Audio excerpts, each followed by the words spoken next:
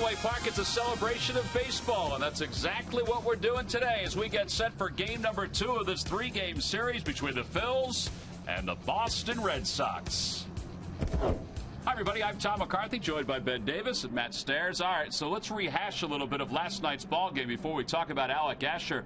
The Phillies had been playing some pretty good baseball through the middle of August, but since that time, they've hit a few speed bumps. And last night, only one error showed up on the board, but there were some other physical errors the Phillies made. Well, there was, and especially when you build your team around not a power team, you want to play small ball. You have to make the plays. You have to run the bases right. You have to make all the defensive plays, and you have to get bunts down. Last night, first inning, Cesar Hernandez at first base. His 4th time he's been picked off at first base. I can understand a lefty, but a righty, there's no excuse. And right here, Freddie Galvis had 3 opportunities to lay the bunt down. First 2 times swung a bunt foul, then he popped that one up. Then this play right here, it got ugly. Tried to hit the cutoff man. Darren couldn't pick the ball, and all of a sudden, Big Papi scores from third base. So you have to go ahead, play solid baseball. But all wasn't lost last night. These guys, actually, the top 3 guys played very well. They hit the ball very well. You can see 3 for 5, 2 for 5, 3 for 4. So that's a bonus that the 3 young players, 1, 2, and 3, actually swung the bat very well last night. 8 for 14 combined between the top 3 hitters in the Phillies order. They'll go at it again in the same spot this afternoon. All right, on the mound today is another young pitcher. We talked about the rookies. It's Alec Asher, Ben, who's making his 2nd Major League start. Not bad in his first start. Not terrible, but I think you're going to see a more relaxed Alec Asher day, despite pitching here at Fenway Park, which is just a glorious place. But I think you're going to see a little bit less of an amped pitcher. I think that first inning really got to him because, listen, you have a lot of adrenaline. You're going to be up in the zone, and that's the way he was in his first outing. I expect him to go out today, be very dominant with that fastball, in, out, up, down with that, mixing some off-speed pitches. I think you're going to see a completely different pitcher today. One of the things that stands out about Alec Asher's makeup, particularly over the last handful of starts in the minor leagues, is that he is a strike thrower, that he does pound the strike zone.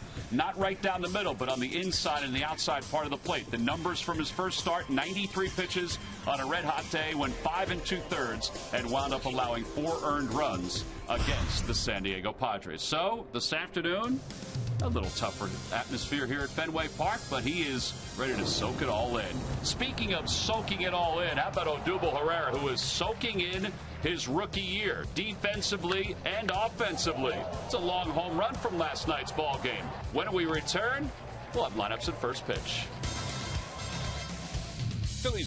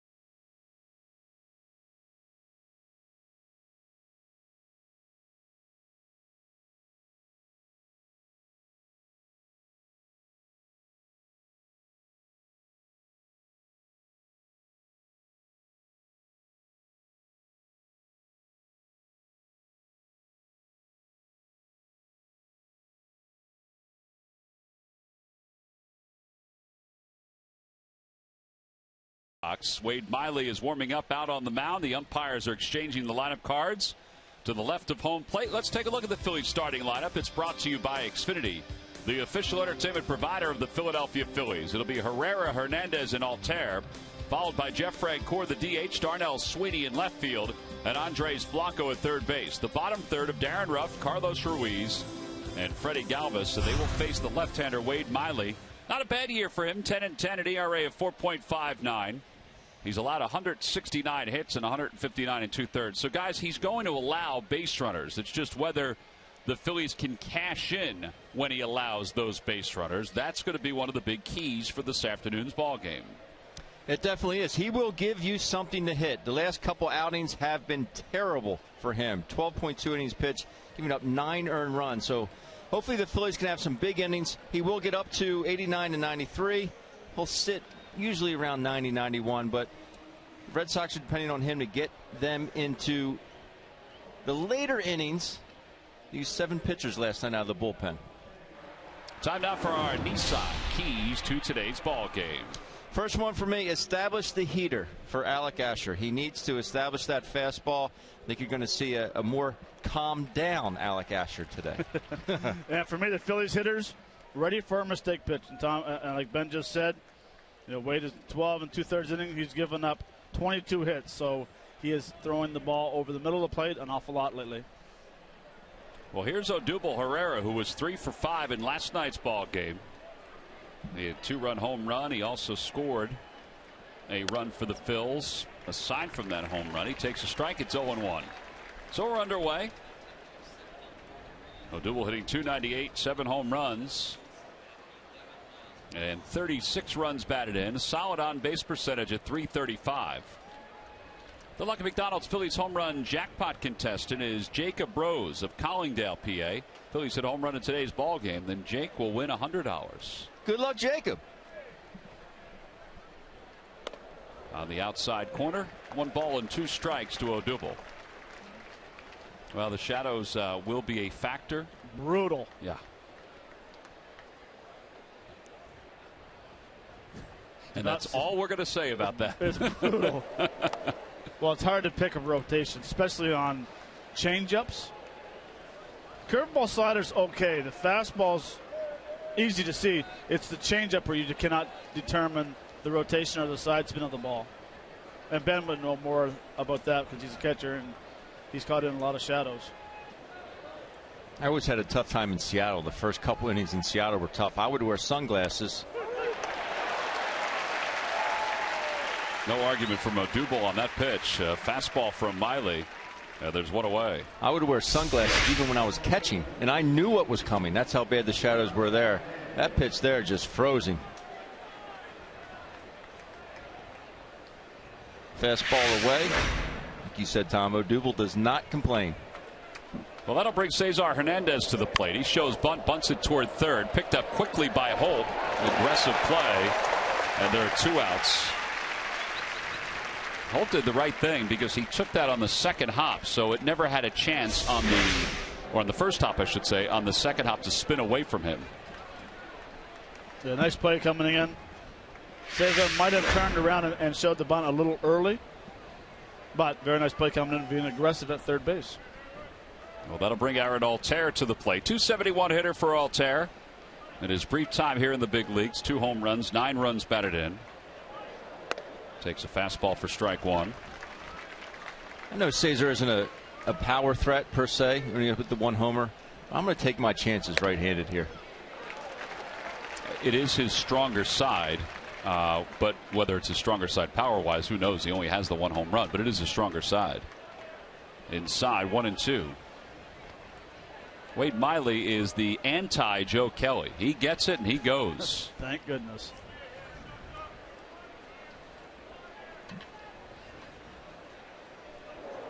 Swing and a miss, and he strikes out 2 in the innings. The Phillies go down in order. That's an 11-pitch first inning, so it means that Alec Asher's appearance here at in Boston will come by a little earlier.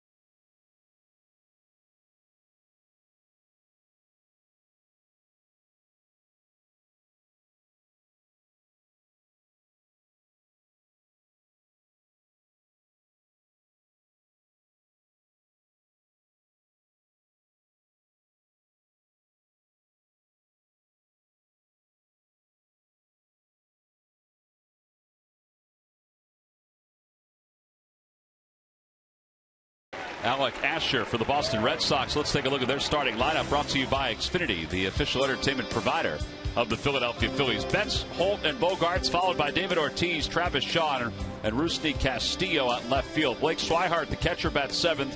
Josh Rutledge will hit 8th, and batting 9th and playing right field is Jackie Bradley Jr.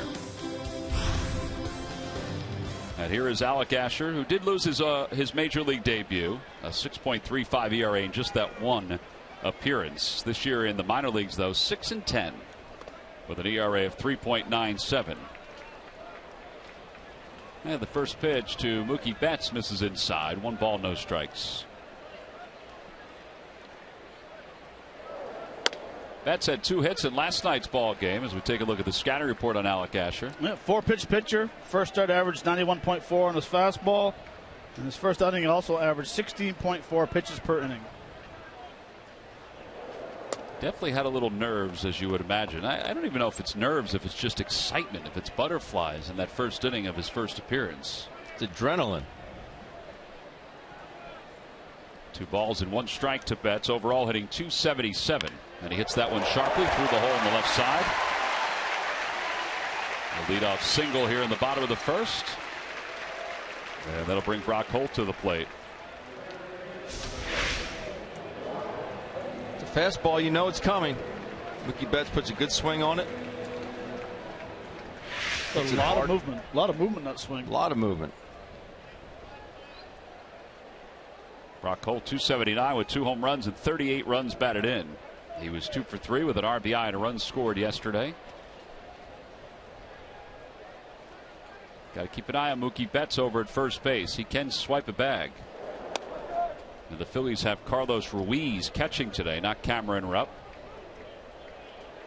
Cameron was a little sore today after getting hit by that pitch in last night's ball game.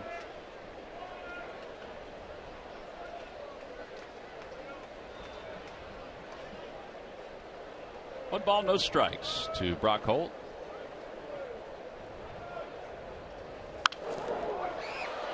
A spun foul behind home plate.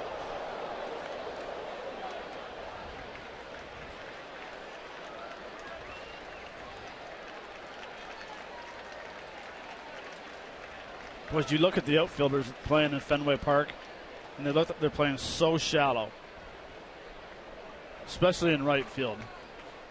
3/4 of a mile to right field to hit a home run. Back toward the middle, off the glove of Asher. That would have been 2. Instead, they'll get 1. It'll be 1-4-3. And up to second base goes Betts. I shouldn't say that would have been 2. They probably would have had a better chance of turning 2 if he didn't hit it. Because Holt does run well. But they would have gotten the lead runner. Well, they would have got the lead runner. You know, you're always telling the pitchers, oh, you should have let it go. Nothing you can do. There's nothing you can do. It's a reaction.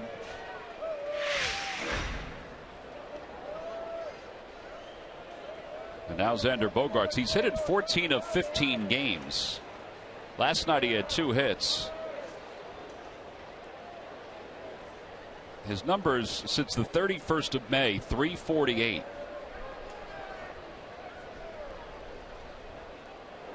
I asked Dana Lavangi, the bench coach, the interim bench coach of the Red Sox, what the difference is for Bogaerts. He said, time. He's just figured some things out. And that's the key to anybody who's got some talent, is just getting a chance to figure it out. Also, hitting in front of Big Papi helps. I would think so. You can get a lot more pitches to hit. That one is fouled back just under us. And it's 0-2. It's in the clubhouse this morning. Alec Asher came by and you fellas know I like to consume some food from time to time. Yes, you do. He had a plate of food. I was envious. Carbs. It was a healthy portion. Needs a little energy, Ben. Apparently. I'm going to take exception to the fact that you were in the clubhouse in just a moment. Here's the 0-2 pitch. In the dirt, blocked by Ruiz. Betts is caught off second, and the throw goes to third. It's 1-2. That is not a big clubhouse, Ben. They do not need another 6'5" body. I was just in there for a quick minute. Very nice play here by Chooch.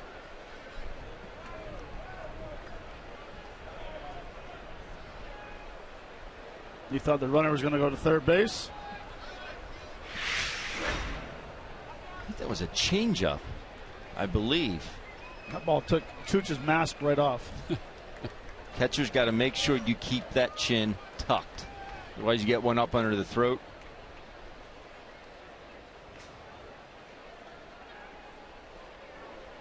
And that does not feel good. Keep that chin as much as you can keep it down.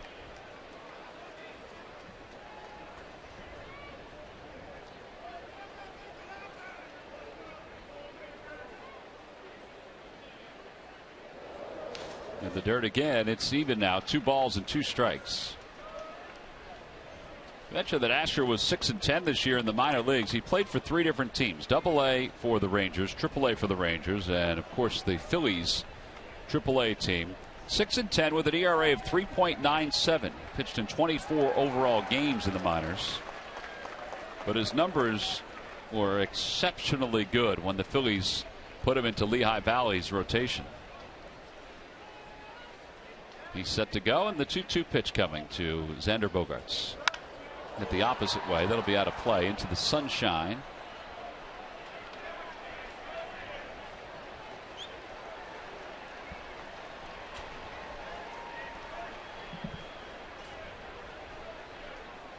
Nice grab by that dude.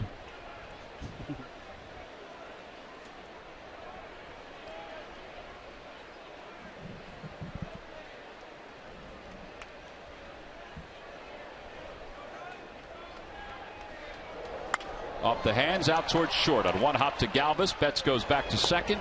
That's a good pitch. Yeah, there are 2 outs here in the first, and here comes David Ortiz. It's a good pitch. Late movement. Touch inner third, ends up under the knuckles. So very nice pitch, good location. That was one of my keys. Establish that fastball. If you can get that in, out, up, down, you're going to have some success.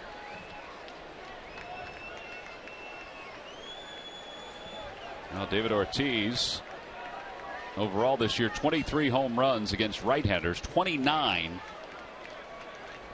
for the season, but 23 against right-handers. Taking his time getting into the box.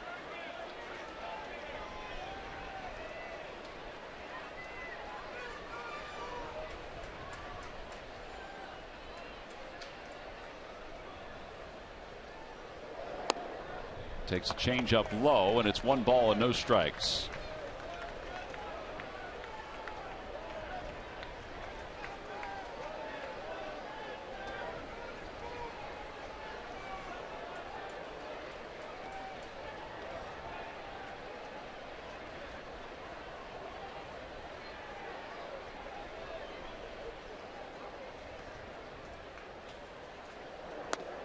Outside again, 2 balls and no strikes. This is an area where David Ortiz has been a very smart hitter over his career. And a lot of guys will try to step up, swing at the pitcher's pitch when they know they're kind of pitching around them. He is not afraid to take his walk. He's not afraid to take his time either. Yeah. It's Big Poppy. Well, he is staying in the box when he's getting himself ready.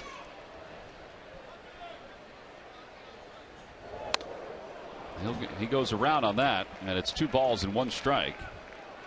Ben? Right on it. Talk so much about the home runs that he's hit. He's hit 495. Now I see it. And now I don't. Now I don't.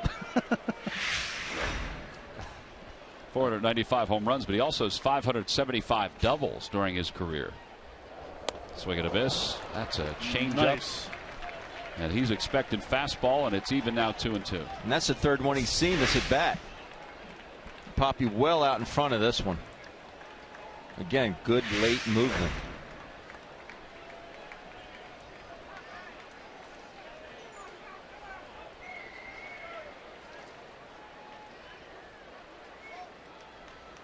That's a balk. Yeah, it was a balk. He did move, so over to third goes Betts. Home plate umpire C.B. Buckner is the one who called it. And Andres Blanco coming in to chat with Alec Asher. Had a little twinge with his upper body with his shoulders. Just a little flinch right there. He started, then he stopped. It was pretty subtle. He knew it, though. Now just don't do it again.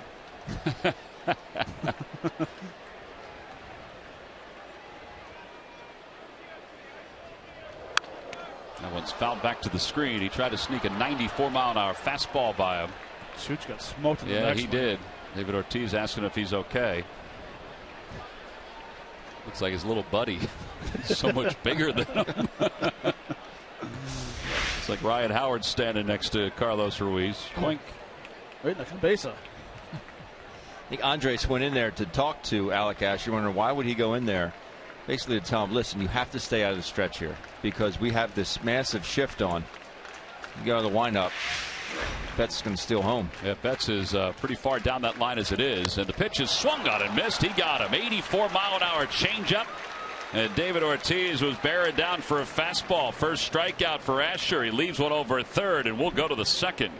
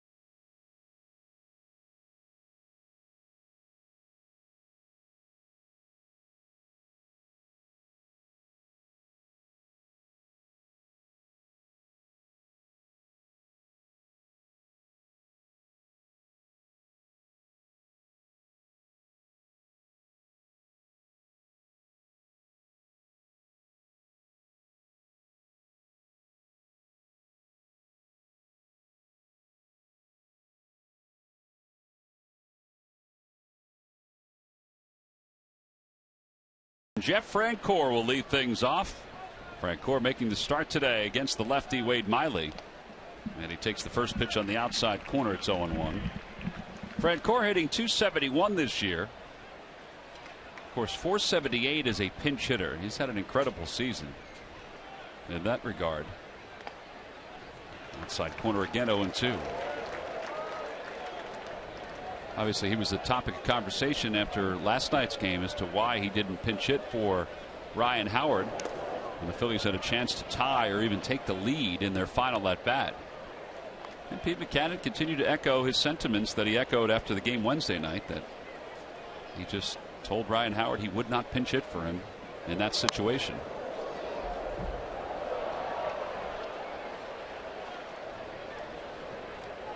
One ball, two strikes. Anxious to see how that will play out, if it will continue to stay the same. 3 strikeouts for Miley. As Darnell Sweeney is coming up. Hey, this week when the Phillies return home, they will take on the Atlanta Braves. It's a 3-game series, Monday, Tuesday, and Wednesday. A reminder, guys, that all 3 games are at 7:05, in case you're wondering about a day game. Thank you. Phillies will then welcome in the Chicago Cubs. But tickets for this homestand coming up and for all remaining home games can be purchased at Phillies.com. Here's Darnell Sweeney making a 7th start, and it's 0-1. Boy, he is just moving right now. I guess when a pitcher does this, and we've seen a number of Phillies pitchers like Aaron Nola do it, it stands out because not everybody does it this way. Yeah. That ball's hit out toward right center field. It's hit well. On the run is Betts out toward the track, and look at that speed, just tracking it down. And there are 2 outs. That may have been 1 or 2 feet shy of where he hit the ball last night as a lefty. I really do like Darnell's swing from both sides. He is what I would say has sneaky pop. You look at him and you're like, okay, whatever. He's a well-built guy, but not huge.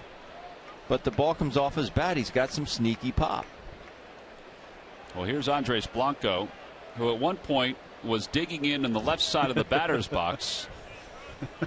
Murph, I know you wanted to talk about Andres Blanco, but did you want to talk about him digging in the left side of the batter's box or the right side? He's just trying to screw with Miley's head right now. That's what I think. No, yeah, I do want to talk about Andres Blanco. You know, Tom, the other day, I think you had it just right. After his 7th double in 27 days, you said you have bought in on Andres Blanco. And I think that's exactly what the organization is saying right now. Pete Mackanin, over the last couple of days, has made it a point to say that they have been so happy with what Andres Blanco has been able to do for this team this year. He's not going to play as much in the month of September. They're telling him that up front. But they said the bottom line is they don't need to see anything else out of Andres Blanco. They know exactly what he can do, and they like what he can do.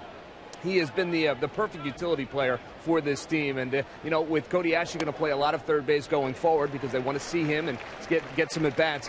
Blanco's not going to see as much playing time, but I think the message was very clear to him and from management that he's done enough this year. He's shown them what they needed to see, and you've got to believe that they're thinking about him in future plans. Yeah, he grounds this one out to shortstop, so it's another 1-2-3 inning. 6 up, 6 down for Wade Miley. Pretty easy first couple innings for him.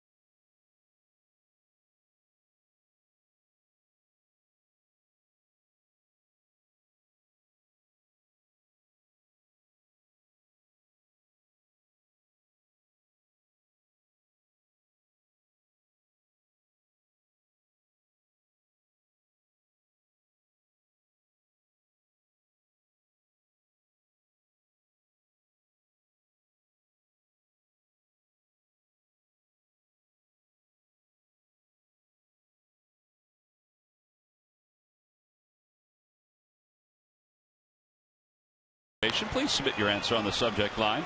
All right, Ben, which Red Sox drove in the game-winning run in all 3 deciding games of the 2013 postseason? All 3 deciding games of their 2013 postseason. There goes my Carl Yastrzemski. Oh, I think you should use that. Just throw Yaz out there. My response, no matter what, was either going to be Yaz or Carlton Fisk. If you go with either one of those, I think you'll have a very nice response from everyone. Jim Rice. No. Here's Travis Shaw to lead it off as Shaw takes down and away 1-0. By the way, some very good-natured ribbing going on with Andres Blanco after he made that last out by his teammates going back to his position. 2-0.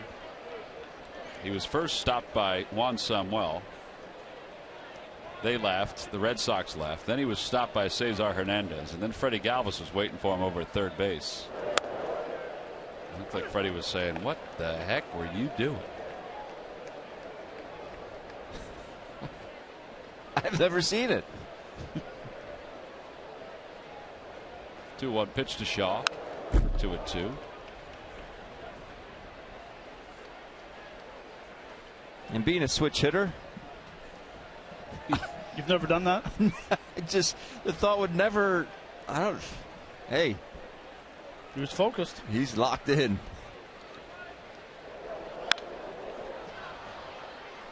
Hey, that stump question, was that Yeah. the whole playoffs?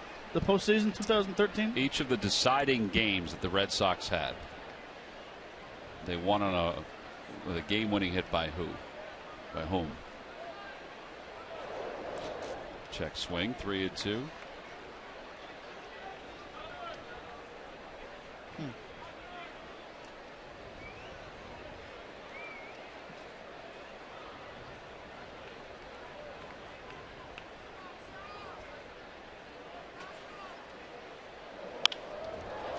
Left center field, Odubel will come trotting in to make that catch and almost popped out of his glove, but one away.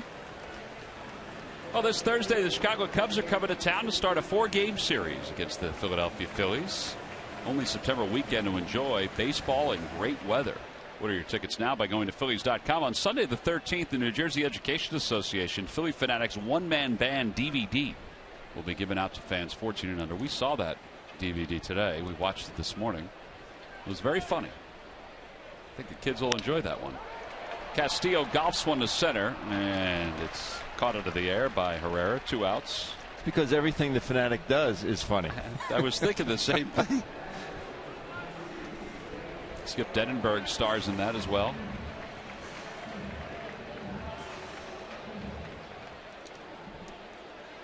Two outs. Blake Swihart, the hitter. Red Sox top catching prospect. 284 this year.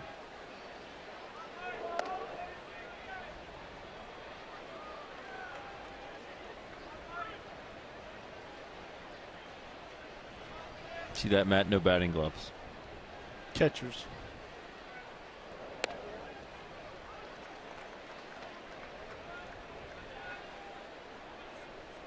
I would wear no batting gloves if I was like 0 for 15 just to get a feel of the bat again. So I went no batting gloves a lot.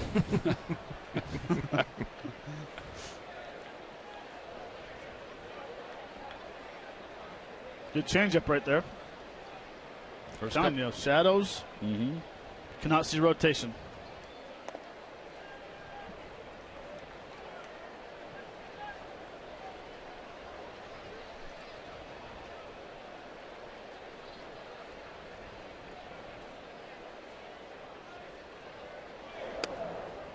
Oh, CB flinched behind the plate. Balk. 3 balls and 2 strikes. He definitely was ready to ring up Swihart, but he thought better of it. It's a ball. Yeah, it had the plate though. Must have been low. Goes back to our conversation yesterday. You don't ring up catchers. Well, this time he had no choice. Swihart swings through it. Red Sox go down in order, and we will head to the 3rd in a scoreless game.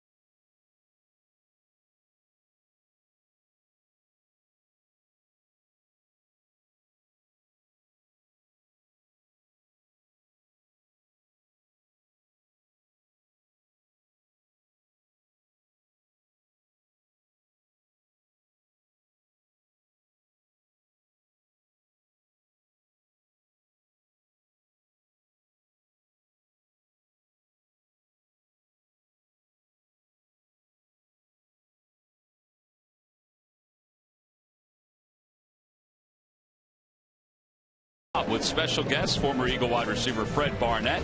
We'll talk about the Eagles-Jets preseason matchup and sports attorney Gerald Colton on Tom Brady's ruling. Watch Breakfast on Broad in primetime tonight at 8 right here on Comcast Sportsnet. You can join the crew of Breakfast on Broad on Monday when they talk about the Eagles' final cuts, which include apparently Tim Tebow. There's the bull to your left, his wife Jean, Scott Palmer, his wife Nancy. As Darren Ruff takes a strike, it's 0-1. Along with about 140 Phillies fans who have come in from Philadelphia to watch the series against the Red Sox. We had breakfast with them today. Ooh, flagged down by Wade Miley. Excellent play. That ball was past him. 1 out. I think this ball definitely gets up the middle. With Bogart shaded so much in the hole towards third base, I think it does get up the middle. It's a good athletic play by a pitcher. You sound surprised. Sort of a backhanded compliment right there. 2 balls and no strikes to Ruiz.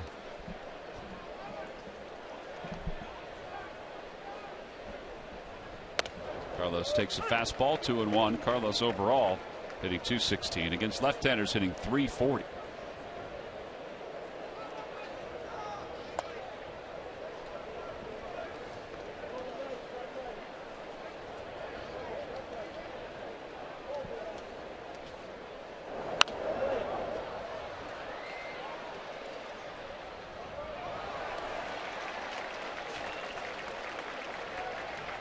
I mean, Wayne Miley, he is ready to pitch already. Ready to go.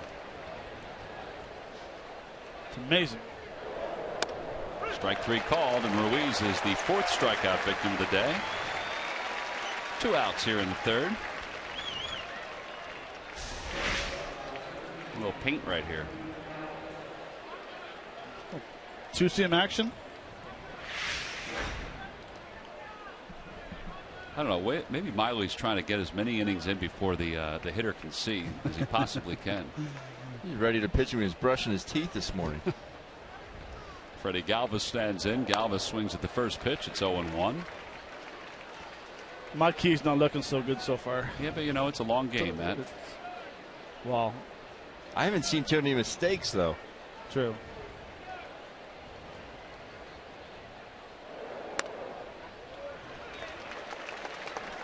We talked at length last night about Freddie Galvis's inability to bunt that ball. And Pete McCadden said after the game, he said he needs to get that bunt down. That was a key point in the game. Well, right now the Phils just looking to make some contact against Wade Miley. He has struck out 5 through 3.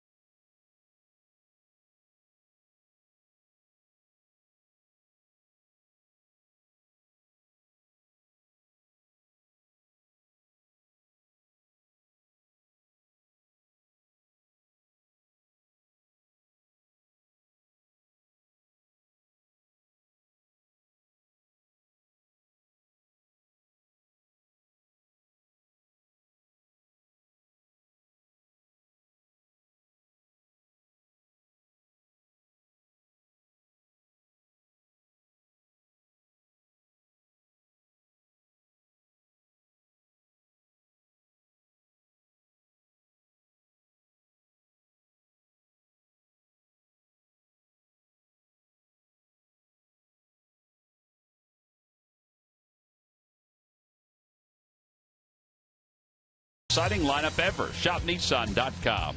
by Xfinity, the official entertainment provider of the Philadelphia Phillies, and by the Quality Plus Sports Stores. Go further. On a beautiful afternoon here in Boston, Phillies and the Red Sox in Game 2 of this series. Each of these teams at the basement in the East Division. Red Sox in the American League East, the Phillies in the National League East. Although the Red Sox in their last 16 games have won 10 of those 16. 2-2 on this homestand so far. And Josh Rutledge takes strike one. Red Sox got Rutledge from the Angels in the Shane Victorino trade.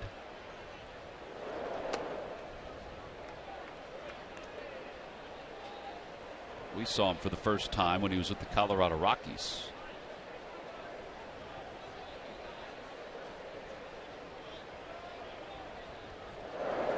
Outside, 2 balls, 1 strike.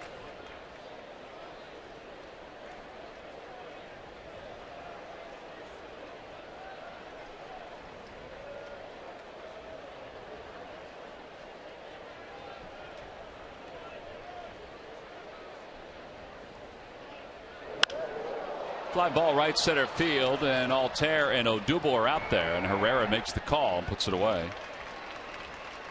And there's 1 out. Every time the Phillies retire the opposing team 1-2-3, which Asher did in the second, Comcast will make a contribution to Phillies charities. Phillies baseball is brought to you by Xfinity, the official entertainment provider of the Philadelphia Phillies.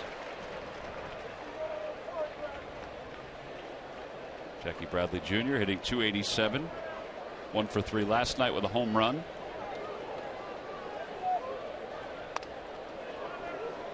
They have that area where Bradley hit his home run draped in the black curtain for an extra batter's eye.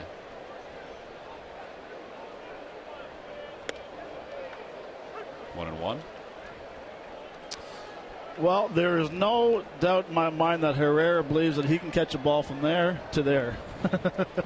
He'll go left center to right center and has the confidence now to catch everything.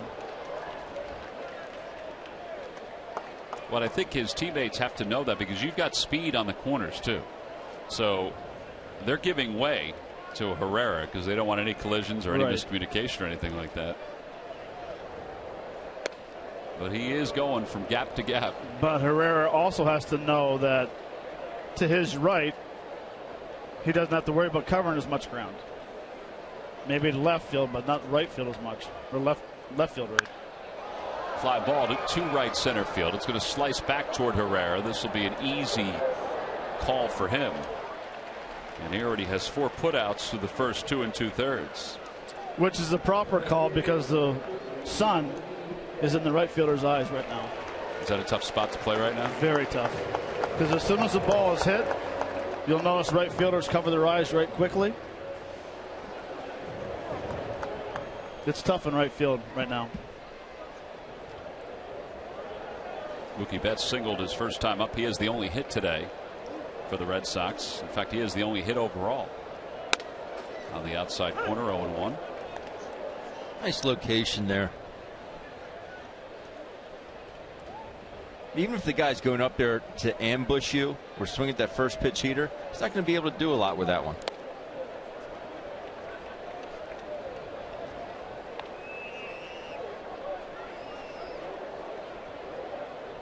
We've seen him double up on that changeup. I haven't seen too many fastballs being doubled up right now. Seems like if he gets ahead, he's going immediately to off speed.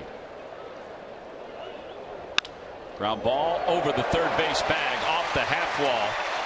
Darnell Sweeney gets to it, but Betts is already on his way to second. He'll slide in safely. He just couldn't get out of his glove. Second hit of the day. And the 34th double of the season for Mookie Betts. He can move. Ball hooked right down the line, right over the bag, and past Andres Blanco at third base. Nothing he could do. Shoots off that half wall, like you said, Tom. He does double clutch here a little bit, but it wouldn't have mattered. Mookie Betts was moving. So that's 55 extra base hits for Betts. First time that a Red Sox player before the age of 23 has at least 50 extra base hits in a season. Since Jim Rice did it in 1975.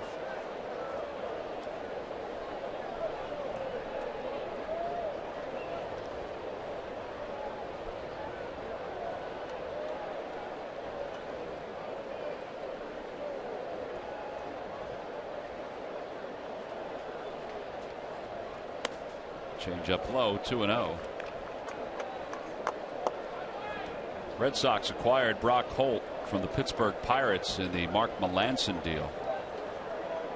Some people sit there and wonder, how did a throw-in, because he was technically a throw-in in the deal from the Pirates, turn into an all-star? Story goes, the scout who saw him from the Red Sox, who was scouting the Pirates, said he watched him enough that there was a certain player that he couldn't get out of his head when he saw him. He said he thought he was a better version of Joe McEwing. You guys remember Joe McEwing? Super Joe. Yeah. Teammate. 3-0 pitch. Outside, ball 4. Out of Bristol, PA. Yep, out of Bristol, PA. He said he looked so much, reminded me so much of Joe McEwing, but with maybe a little bit more skill defensively. He felt like they stole him from the Pittsburgh Pirates. Well, here we are just a year or two later, and he was an all-star, and he's hitting .279 coming into this ball game, and he's played a ton of different positions, much like Joe McEwing.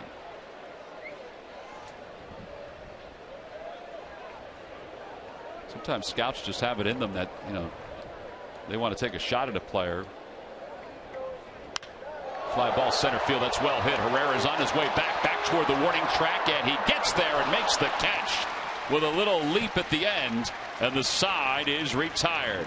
No runs, 1 hit, 2 men left. On to the 4th in a scoreless game.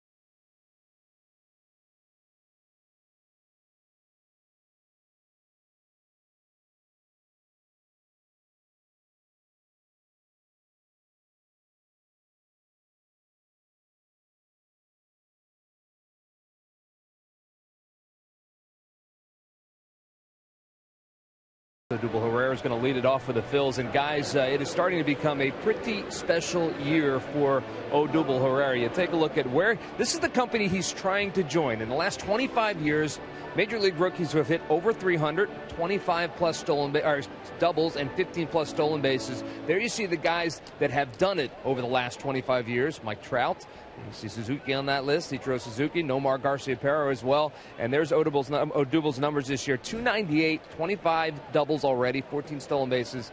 He is creeping in. He's improved his average, guys, 55 points since the middle of June. That is remarkable. It is remarkable because with rookies, you want to see growth. And I think growth is evident in everything that Odubel's been doing so far this year.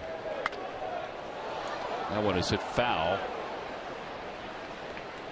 over the third base dugout. 0-2. And again, Scott Palmer giving the standing ovation to somebody who got that foul ball. 1-2 off the shoulder of Swihart. I think that my biggest thing is we always knew that Odubel could hit. We were told he could hit. I just think what he's done in center field has just been fantastic. I would agree. Those numbers that Murph just talked about, that's a great class of people to be in. You throw in his defense, though, and you hope that people are taking notice all around baseball. Just the last play to end the inning. I mean, that wasn't a Gold Glove caliber play, but the jump he got on the baseball just to get back there, and that's a tricky little corner out there in right center. In a brand new ballpark, too. In a brand new ballpark, but the jump he got, the initial jump on the baseball, is what enabled him to get there and get there quite easily. I mean, he had to get back there, a nice little leap, but he made that look a lot easier than it was, because that came off the bat very hot by Xander Bogaerts. 2 balls, 2 strikes to Odubel. I will say this with this ballpark is that a lot of times when outfielders go to new ballparks, they'll go after baseballs and count the amount of steps before you hit the wall. Well, here you have no idea, because it's such a different angle, especially in right center and where he made the catch. It's usually 3 steps and you're hitting a wall. Well, here it's about 5 steps and you're hitting the wall. Check swing. Did he go? Ooh, well, Scott says he did. I don't know about that, but it's the 6th strikeout for Wade Miley. Second time that Odubel's gone down. The body comes towards us. I don't think his wrist broke or the ball or the bat broke the plane. He did not go. No.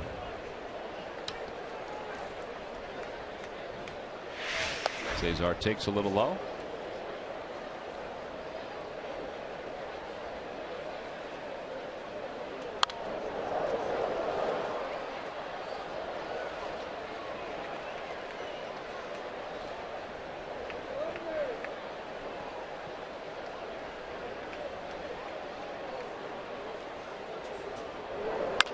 Chopper to third.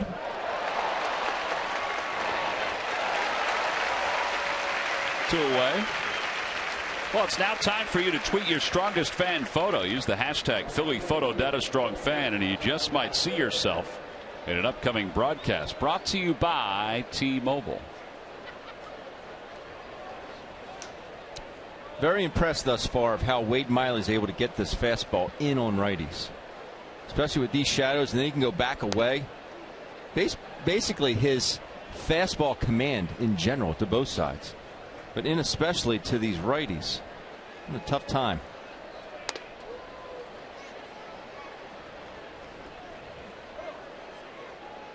Phillies have to try to get him into the stretch a little bit here.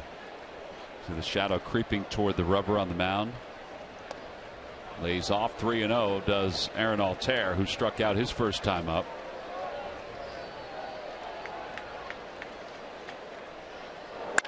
There's a liner out towards center field. He got the green light, but Betts is there to make the catch. Side is retired. 12 in a row to start the ball game. Retired by Wade Miley.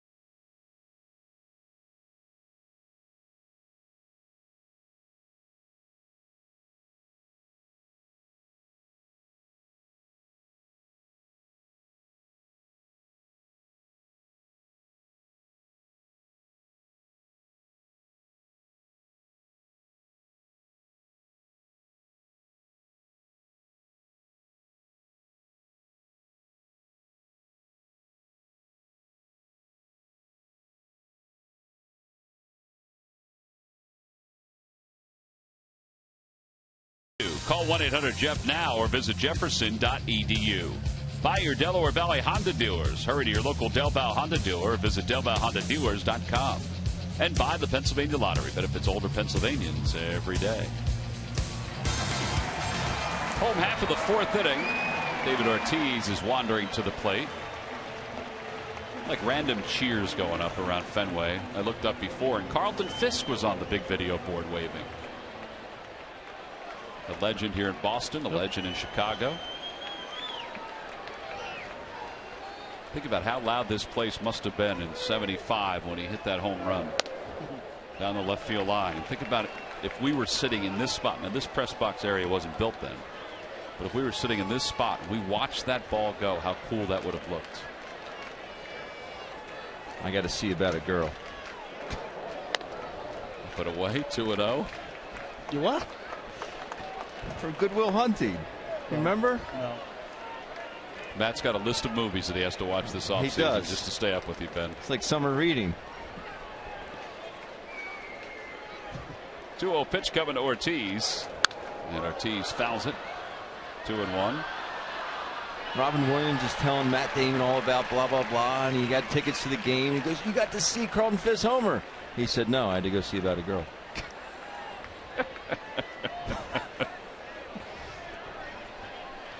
And the 2-1 to Ortiz. Base hit it to right field.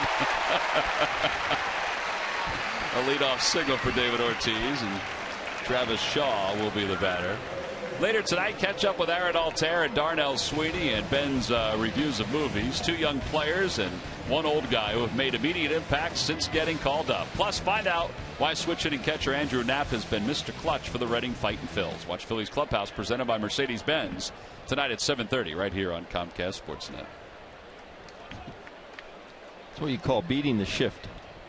Split them right in half. Sure did. Travis Shaw lifts it to center. Another chance for Odubel, who for the first time shades his eyes from the sun and makes the catch. Now, will the sun shift from right field towards center, or will it just go down? It'll go farther to our left. So possibly get worse for the right fielder. No, well, in the gap it will. Okay. So if the ball's going towards the jet blue sign in right center, that's when he has to start running towards the sun again. Gotcha. And another balk by Alec Asher. He was on the rubber, and the ball came loose of his hands. And David Ortiz will trot to second base. So he's on the rubber, and the ball loose of his hands. Time was not called. Well, they say you watch a game every day, you'll see something you've never seen. And this year is a clear indication of that. From Jeff Francoeur throwing the bar of soap in right field to, I forget which pitcher it was on the mound the other day. Lefty. From San Diego, was that who it was?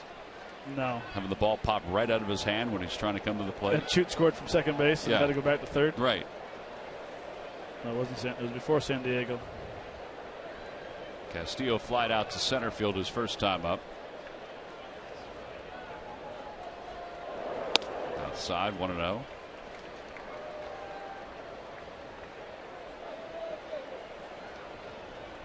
Castillo, who is from Cuba, from the middle of the island, from Ciego de Ávila, signed a 7-year, $72.5 million contract with the Boston Red Sox. 7 years, $72.5 million.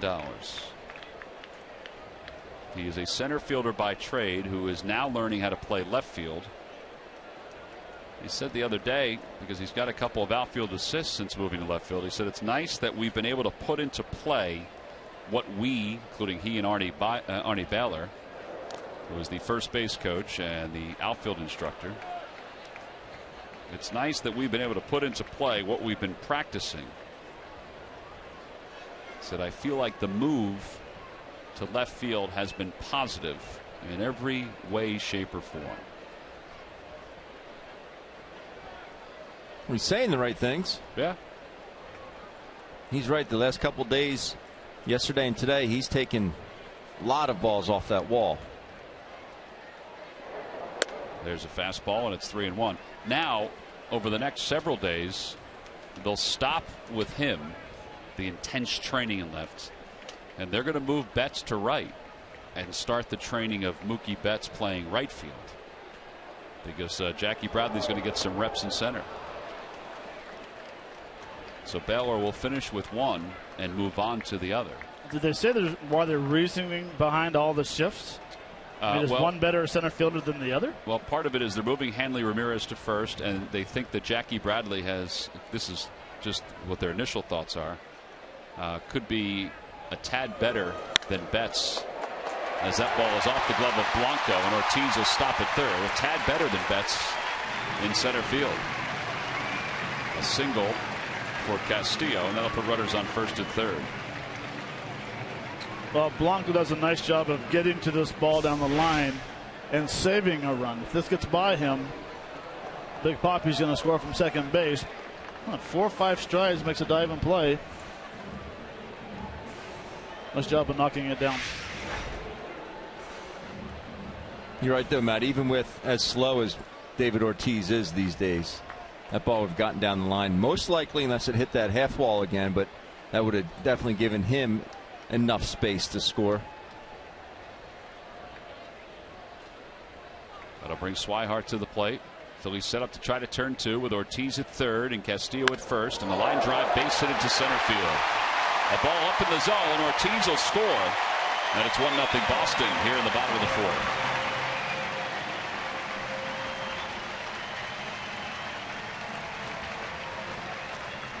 Pretty sure that's a changeup, and I think Swihart was looking for it. Time to swing through a couple. Decidedly got this in to swing through a, Oof. Look out. Little change up there. Time to swing through a fastball. His first at bat for strike 3. But before that, had seen a steady diet of those changeups.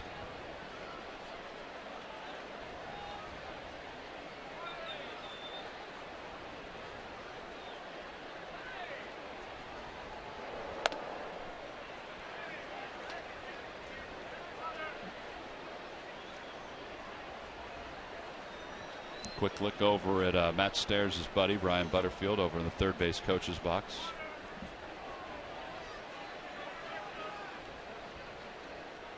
One ball and no strikes to Josh Rutledge.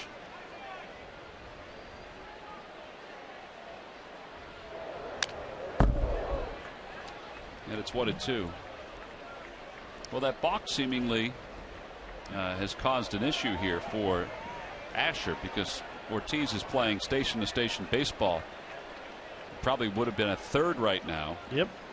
If not for that balk. I mean, stuff happens. I mean, it's not much you can do about it, but it has played a role in this game. No, you can hold on to the ball. Could hold on to the ball, yeah.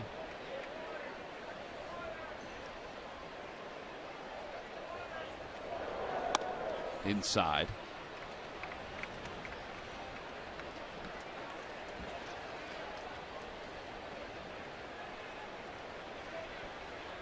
Throw you a pair.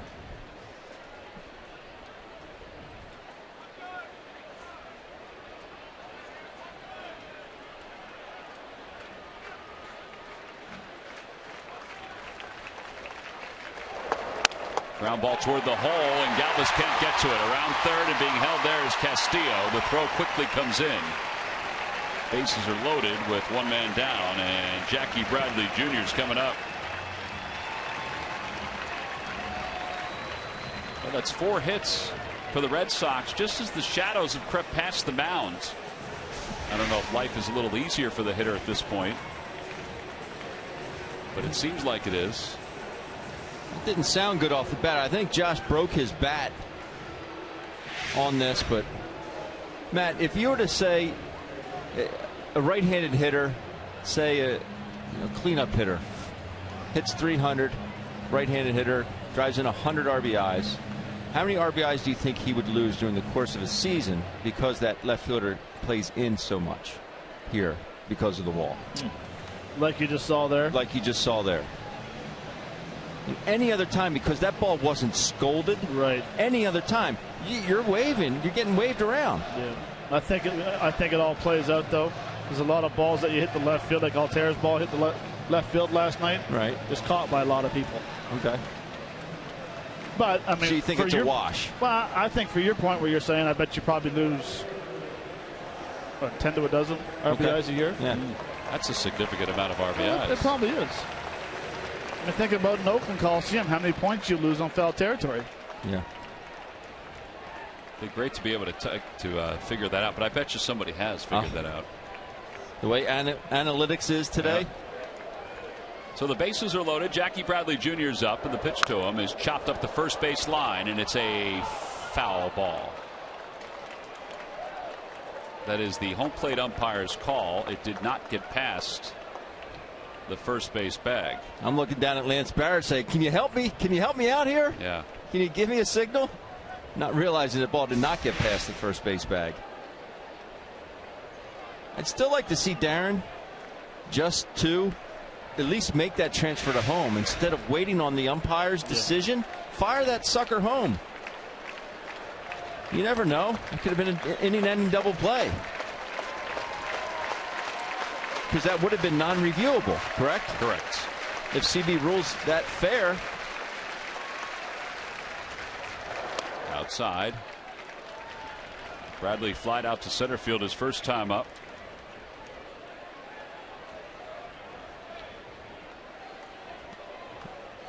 This is his 20th start in his last 23 games.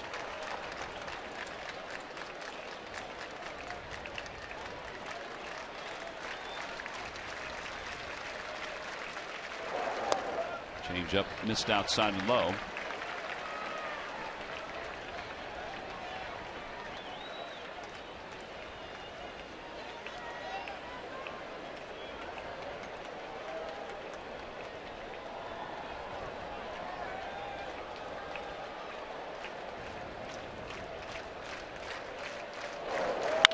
That one is whacked out toward right center field. It's going to be in for a base hit. Altair cuts it off. One run is in.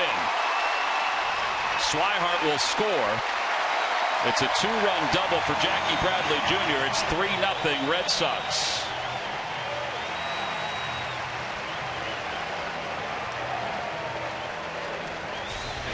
#12th double of the year for Bradley. Well, we talk about location. What's it, been out of third? Elevated a little bit, but nice job by Altair to get the ball and get the ball in quickly. So important to get ahead on hitters. And that's a count there where Jackie Bradley Jr. sitting on a fastball. 2-1 count. You could possibly throw a changeup there, but not with bases loaded. You don't want to run a 3-1 count. Sitting on that heater, in which he did.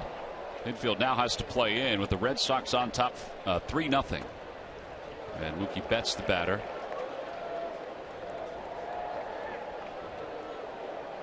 Through the sunshine, you can see the infielders playing in on the right side.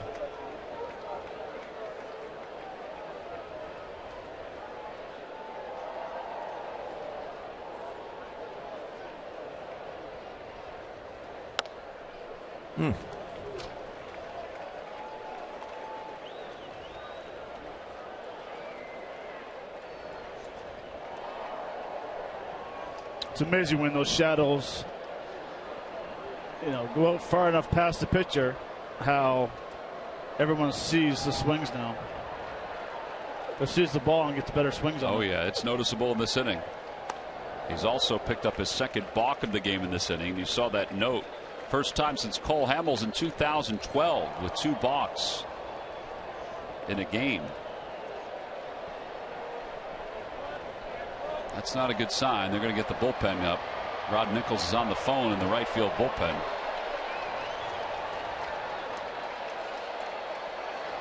Three balls, no strikes to Betts.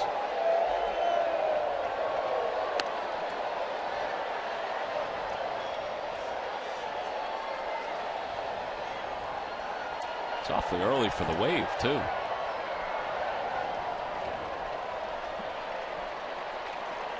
Brock Holt on deck.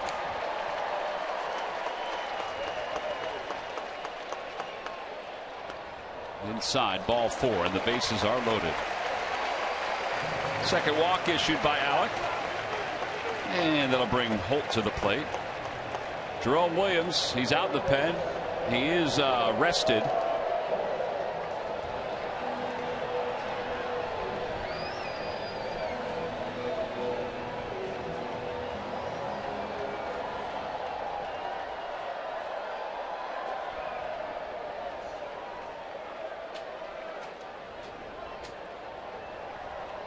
See Alec already at 75 pitches. I just noticed that too. Whew. He was at 43, or excuse me, 45 through the first 3. Well, he's missed a couple in this inning, hasn't he? It's supposed to be easier to see when the shadows are gone.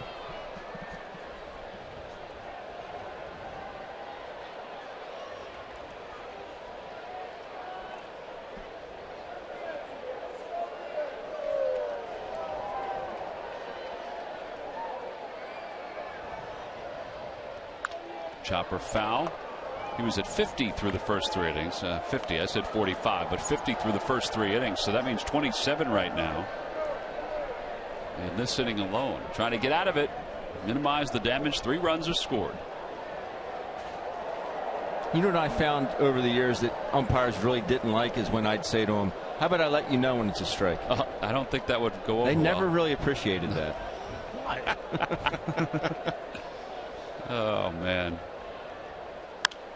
Your mom and dad would have sent you to your room. I think the umpire wanted to do the same thing. My mouth washed out with soap.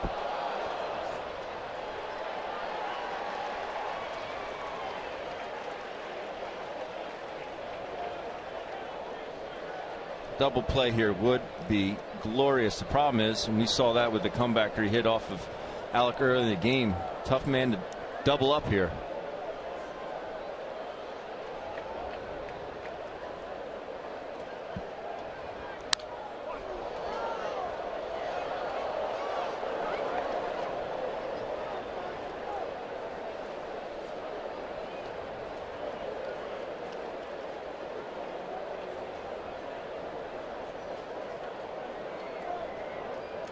Torey Lovullo.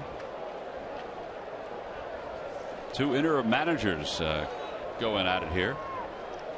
1 ball, 2 strikes to Brock Holt. Bases loaded.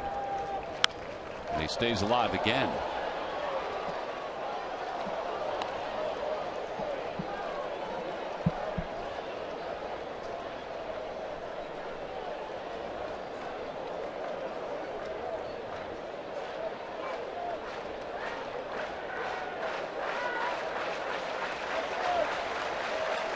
Alex credit though, he keeps the same composure, much like a lot of these younger pitchers for the Phils. Ground ball out towards second. They're going to have to hurry to get 2. Oh, he's coming home. He got him at the plate. Nice play. What a play by Cesar Hernandez. What a decision by Cesar. 2 outs.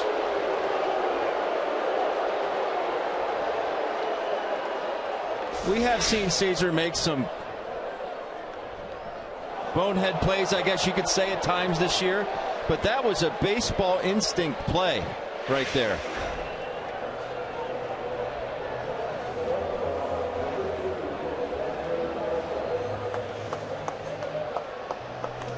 I was shocked he was coming home on that, but he had a lot of zip on that throw. I thought he was going to try to tag the base runner and then throw to first, but he didn't know the ball coming at him. Mookie Betts can run very fast. Cesar said, you know what, I'm going to get the out at home plate, throwing off 1 foot, off balance, and making a strike to home plate. So here is Xander Bogaerts. He lined out his last time up, grounded out in the first. 3-0 Red Sox with the bases loaded. First pitch at the knees. It's 0-1. So here we go. Look at Hernandez. Right there, we thought he was going to stop. I really did. But he looked at the runner coming home and realized he had a chance. And like Ben said, right on target. Very good throw. A lot on that throw for being so off balance. And Carlos's foot was, they were opposite of the way they probably should have been, but he was still able to get it. There's a line drive to right field. That'll be in for a base hit. Altair will play it cautiously off the wall, but 3 runs are going to score. Hernandez's throw to the plate not in time. The ball gets away from Ruiz, and here comes Bogaerts. He's coming home. The throw to the plate. He is safe. He got around the tag.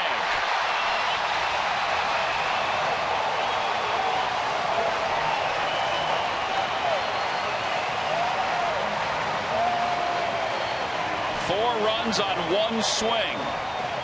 And a heck of a slide at the ends. It'll be a double, 3 RBIs to third on the throw home. Home on the ball off the glove by Ruiz. It's a backup slider. Altera does a nice job getting over and getting it in quick. But right here, the throw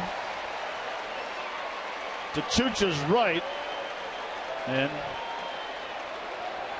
the good hustle by Bogart come all the way around with a tremendous slide. Outstanding slide. Watch the right arm up over the tag. The left hand touches the home plate. Watch it here. This is a great angle, and C.B. Buckner's right on it. And there he is. He's on the plate, and then eventually the tag. An excellent play by Bogarts, and 7 runs in a blink of an eye for the Boston Red Sox. 2 outs here in the bottom of the 4th inning, and a pitching change for the Phils.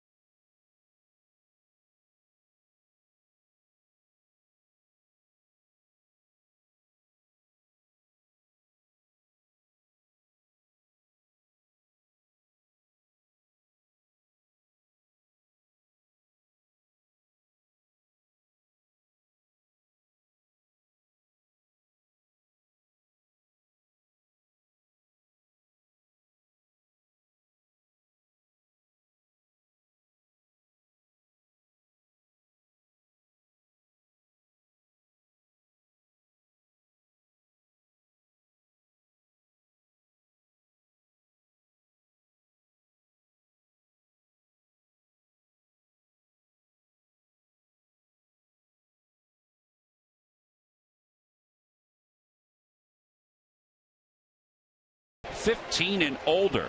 Tickets can be purchased anytime by going to Phillies.com. All part of a 4-game series against the Chicago Cubs. Well, this game unraveled quickly here in the 4th inning. 7 runs. David Ortiz will face Jerome Williams, who delivers outside. It's 1-0. The score on the scoring on Bogarts' hit, it was a double, 3 RBIs, and goes to 3rd on the throw and home on the error by Cesar Hernandez. He gets charged with that error.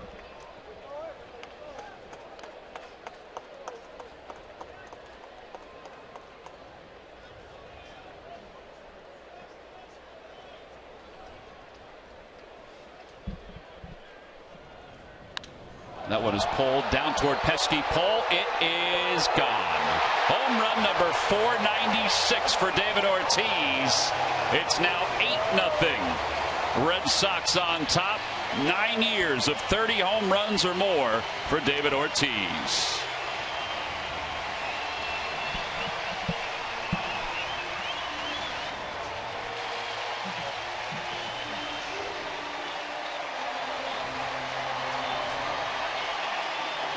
You don't see many balls get down into that right field pesky pole area because it is so short.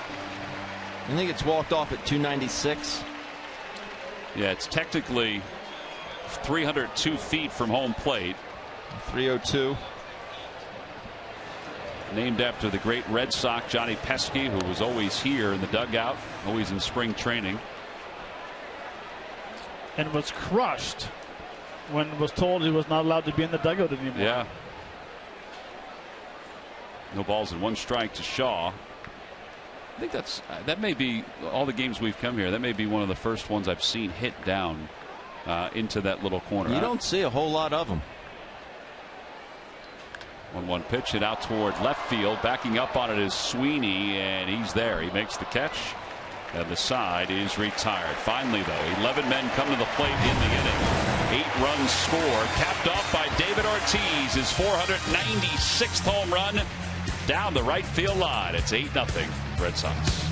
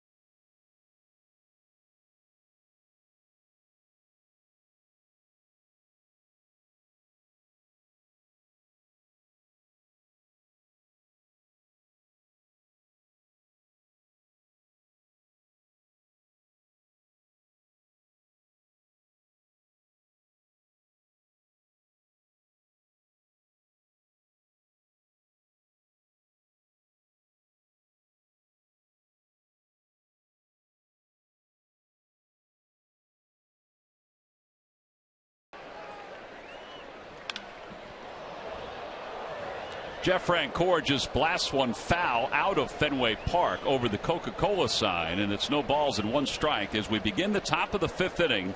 The Phillies still without a hit against Wade Miley, who has faced 12. He's retired all 12 and now has an 8-0 lead to work with.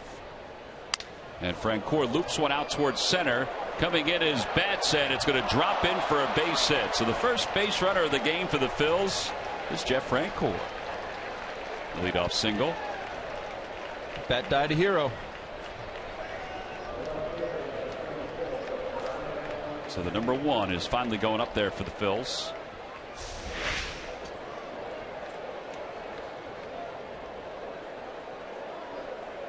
Good placement. That's what you call smart hitting. How about how far he hit that foul ball? Here's Darnell Sweeney. No balls and 1 strike. Jeff was telling us a story yesterday about his family and the fact that his dad grew up in Springfield, Mass. As that one is lined out toward left center field. Betts on the run. He's not going to get it. A 1-hop off the wall. Francoeur to third. He'll be held there, and Sweeney's at second with a double. So runners on second and third, and maybe there is something to the shadows and the fact that both pitchers now do not have the sunshine helping them out. Well, this is an absolute laser from Darnell Sweeney. Jeff Francoeur was full speed. Once you get to second base, he kind of broke it down just a little bit, knowing that the rabbits in outfield can run things down. There was a moment where I thought Betts was going to catch that. And that ball was hit hard, too. Here's Andres Blanco. The infield will play back with the Red Sox on top, 8-0. 2 hits for the Phils in this inning. Out of play. It's 0-1. That's a short, powerful swing. Watch this swing right here, and watch how the swing ends up and out. He didn't come off the ball at all. Stays through it, and the follow through. That's how you create that backspin that outruns Mookie Betts in center field. And a line drive caught at second base by Rutledge. Good base running. I thought it had enough. I did too.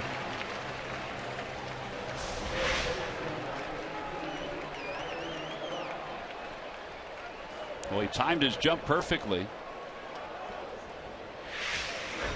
And both base runners did freeze. We need a home run to get back in this game. Off the first base side. Get and out. Shaw's going to have room. Makes the catch. How about that? 2 quick hits, 2 quick outs. And here comes Carlos Ruiz. Actually, it was a pretty good pitch to hit. Darren had no idea where that ball went.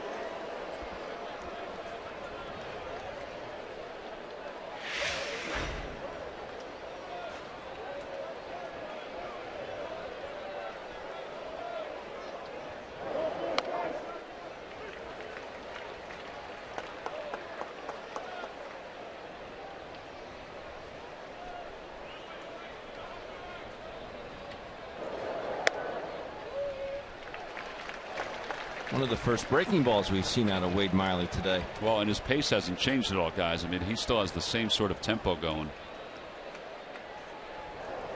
There's a base hit up the middle, and 1 run is in. And here comes Sweeney heading home. Betts' throw to the plate is offline. A 2-run single for Carlos Ruiz. It's an 8-2 ball game. So the Phillies are on the board here in the 5th inning. Big 2-out knock by Chooch. That's why that base running is so important, not to get doubled up on that little flare, because it's 8-0. Baby steps to get back into this one. Chooch got called out on that fastball in his first at bat. He may have had it in the back of his mind to look for another one in there. Freddie Galvis takes down and away, 1-0.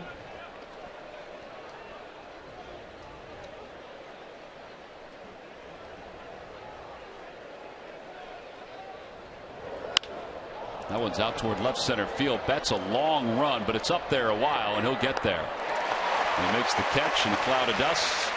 Side is retired. Phillies get 2 on 3 hits, and they leave 1.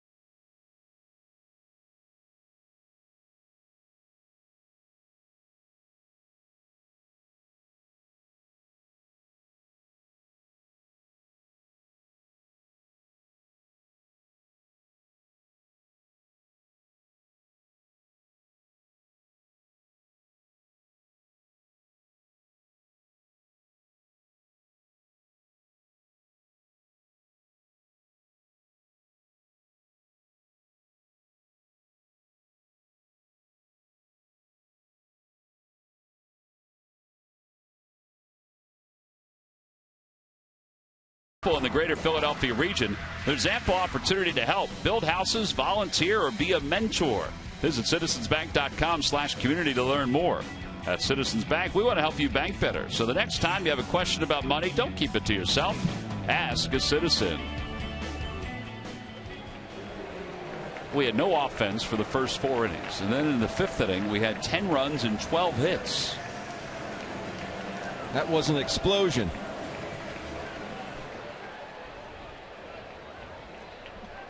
And now Castillo will lead it off against Jerome Williams here in the bottom of the 5th inning.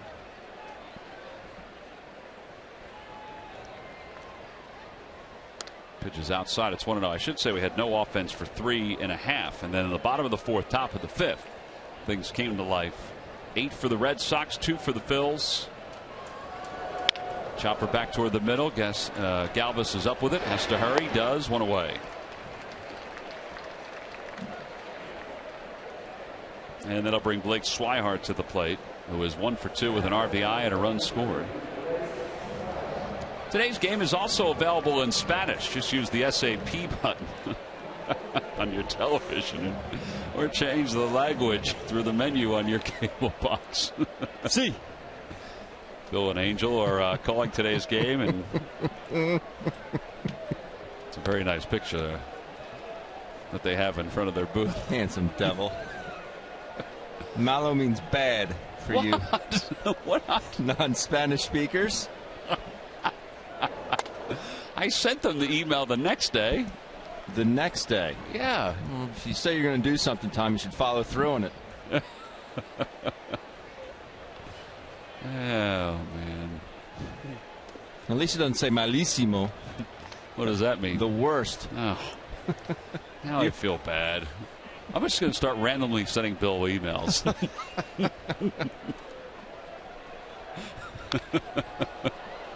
2 balls and 2 strikes to Blake Swihart.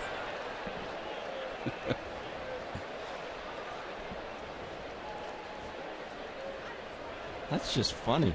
It's very funny. A little tapper foul.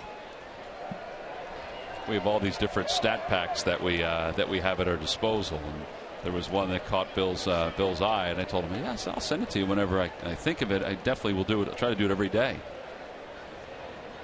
Yeah. You still waiting? No, I sent it to him for a few days.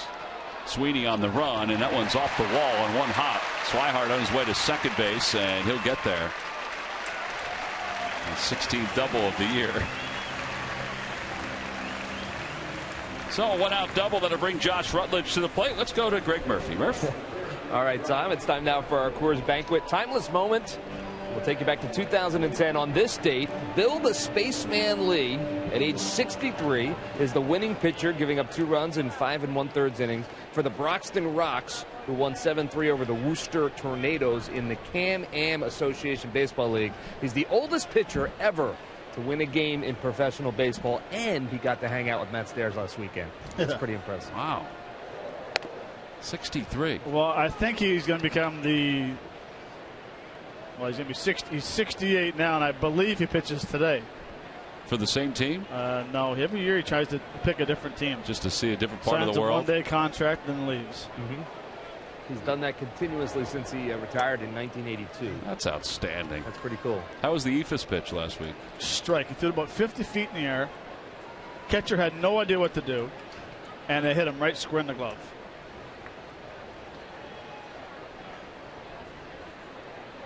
Two balls, no strikes to Josh Rutledge. And there's a strike. It's 2-1. Where does he make his home now? Vermont. Okay. And he has a home in California. So he goes to California where the weather gets a little chilly? I don't know. Who knows what Bill Lee does? Tremendous human being, what he does. Travels around, works with purifying water everywhere. He's a big guy on yellow birch, Canadian yellow birch. There's a line drive base hit to left field. Sweeney's up with it. Swihart stops at third. And Rutledge has his second hit. Runners on first and third with 1 man down. Fastball right down the middle of the plate. Luckily it wasn't elevated. Still got first and third and still have a chance to get a double play ball. Ball was smoked. Yeah, it was. Bill Lee he makes bats. Okay. And he says it's a left-handed bat and a right-handed bat. He has a little curve for a left-handed hitter. I mean, he's out there. That's why they call him the Spaceman. It's hard to believe what he was probably drinking when he did it. Ground ball to second. This could be 2. They got to hurry. Galvis's throw in time. It's a 4-6-3 double play. Side is retired. No additional damage. No runs, 2 hits, and 1 man left. We'll go to the 6th inning. The Phillies trail it by 6.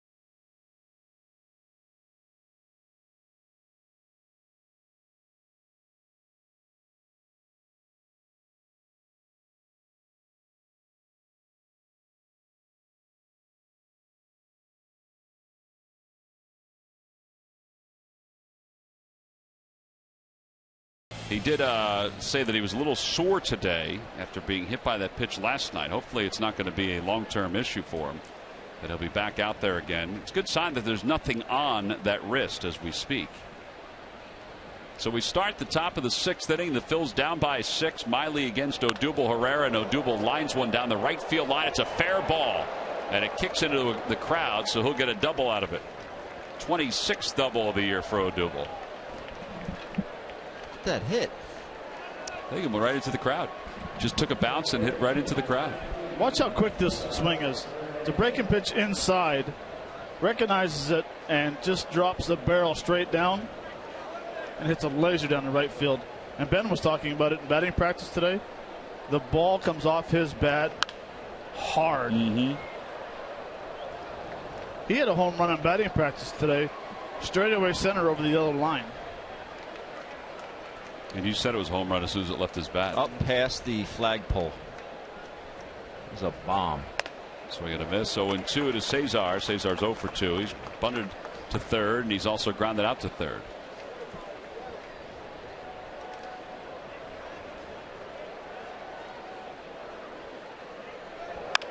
That one's off the hands and caught by Rutledge.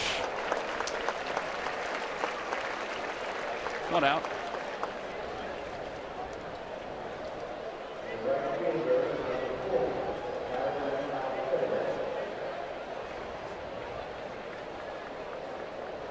So that'll bring Altera to the plate. He is struck out and lined out to center field. He got a 3-0 pitch his last time up and lined it out to center.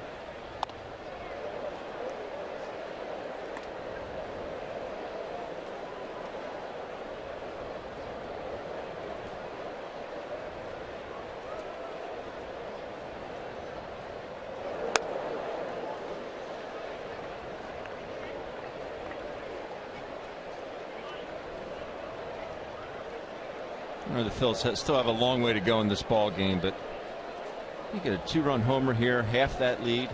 In this ballpark, you never know.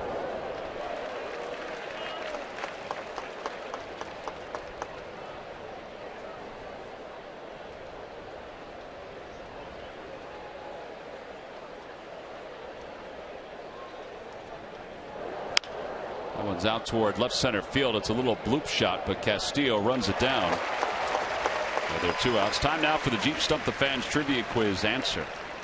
Guys, the question is which Red Sox drove in the game-winning run in all 3 deciding games of the 2013 postseason?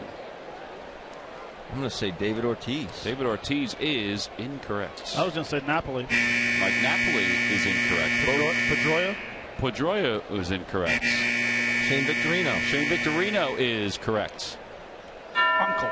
Log back on to Phillies.com to find out if you're the winner of a Phillies prize pack. Well, you know we didn't cheat on that one, Matt. What is Glenn out with the kids today? Got some baseball games? Probably at Mass right now. Want to know to Francoeur, who is 1 for 2. And it's 1 ball, 1 strike.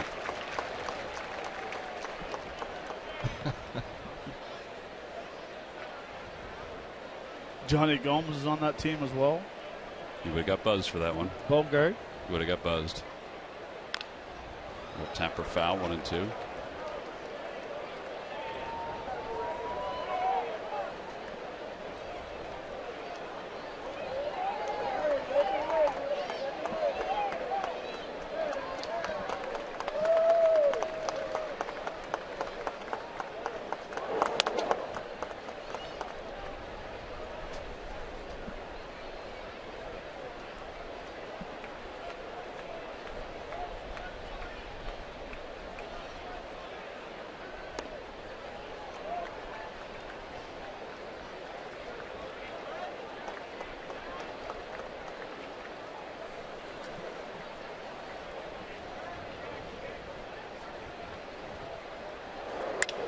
That one is hooked out toward left, and Castillo makes the catch right on the edge of the warning track, and the side is retired. Phillies get a leadoff double, but Herrera does not score.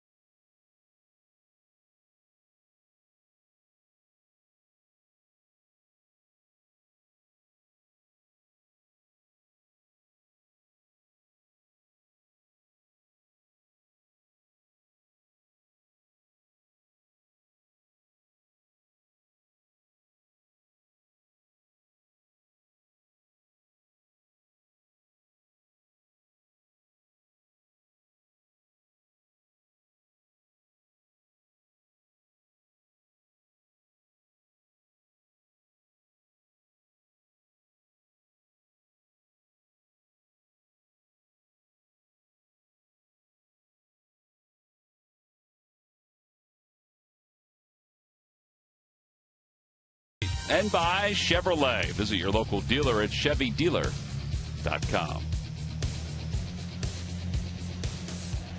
Bottom of the 6th inning, 8-2 Red Sox on top. They scored all 8 runs in the 4th inning. On 7 hits, 1 balk, 1 base on balls, and 1 error. And it happened fast, too. It wasn't like a long, drawn-out, minute-wise inning.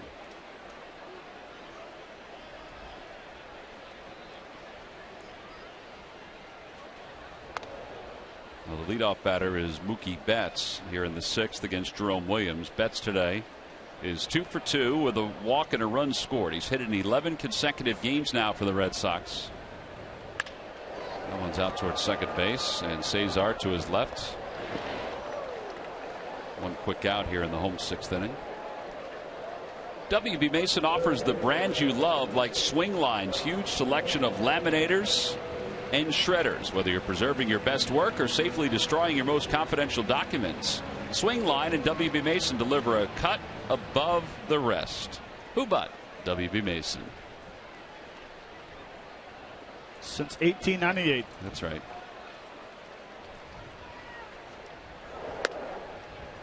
Oh, and 1.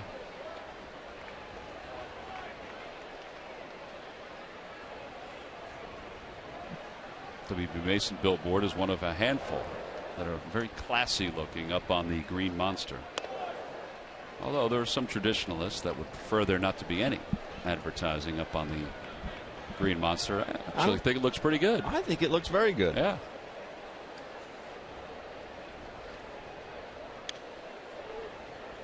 I made my way up to the green monster today. I was just to the right of that 6 on Big Poppy's Which number. was a 5 when you were there. Well, it was a 5 when I was up there earlier. It's right there. And it's weird. Murph and I were talking about this. It looks taller when you stand next to it. I would agree. But when you're on top, it doesn't seem as tall. Well, what is it, 37.6? 37.6. Yeah, feet high. It looks higher than that, I think. There's a strike. It's 3-2. And when you're up there, I was up there also today. I feel like it is higher than that. But it's deceiving. It's pretty cool. I was right there today. Walked all around. That one is shot past Blanco down the left field line. Sweeney quickly gets to it, but Holt's already on his way to second. Sweeney having a little trouble getting it out of the corner. Kind of what Matt talked about last night. 22nd double of the year for Holt. So he's in scoring position for Bogaerts. Two-seamer down and away. Holt doesn't try and do a whole lot with it. Oh, I didn't realize he did that. We lose him when he goes into the corner like that. He's lucky he didn't get hurt. Thankfully, that wall's padded down there. Yeah, we couldn't see him from. We get blocked off by that corner down there.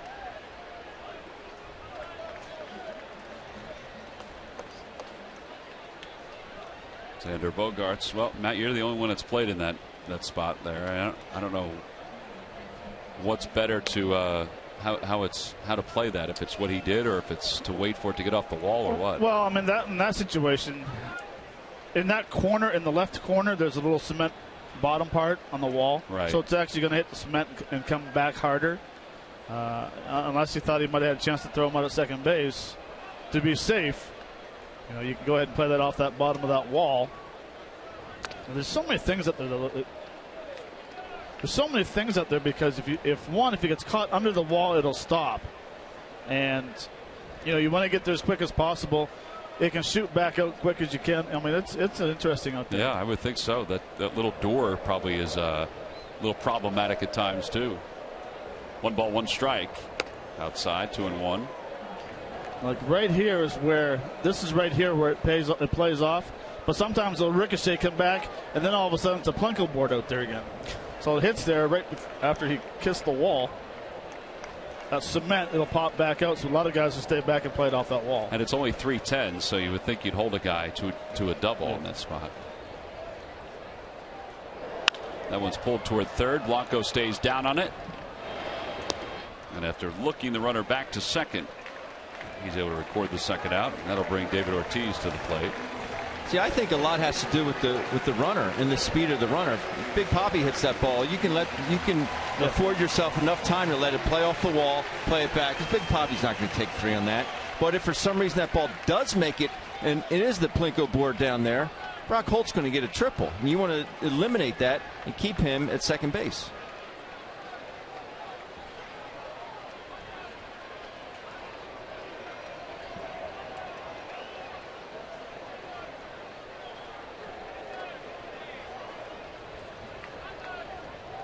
David Ortiz is the only home run today.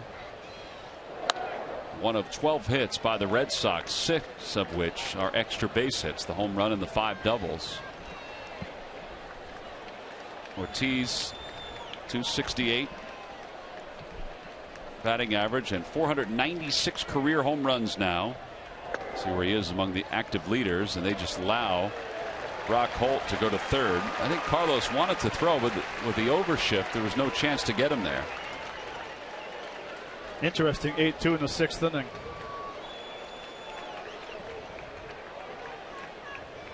Yeah, he would have definitely had a shot at him.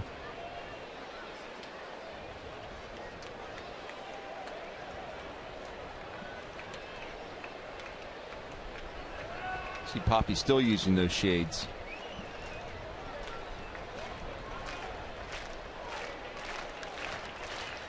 Ground ball, and Galvis has it, and Ortiz strolling up the line, so it's an easy 6-3 putout to finish off the 6th.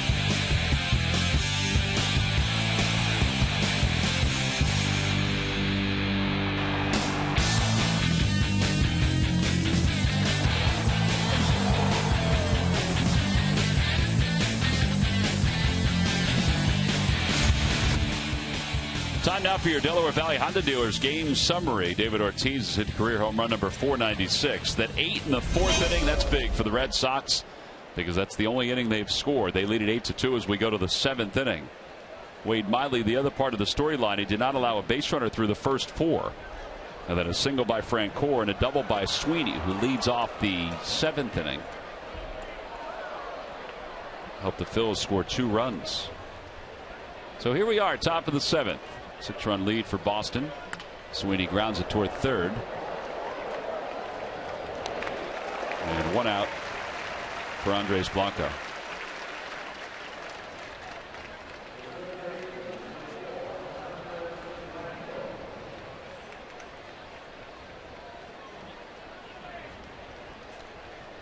Well, Miley might be a 500 pitcher, but he's in control today. Very efficient today with his pitches. Very efficient, very aggressive. 74 or 78 pitches overall. 54 of those pitches are strikes.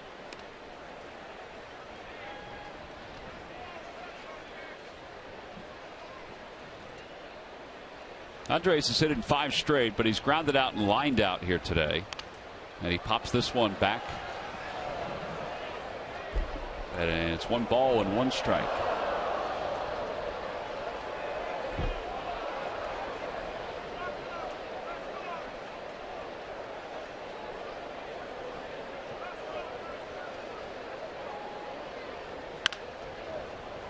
Bogarts charges and from the grass flips it first. 2 outs. And Darren Ruff is coming up.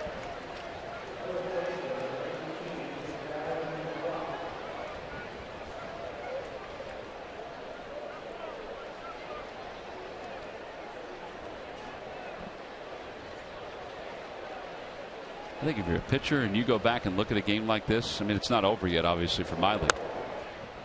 But he's got to sit there and think, well, why doesn't this work every time?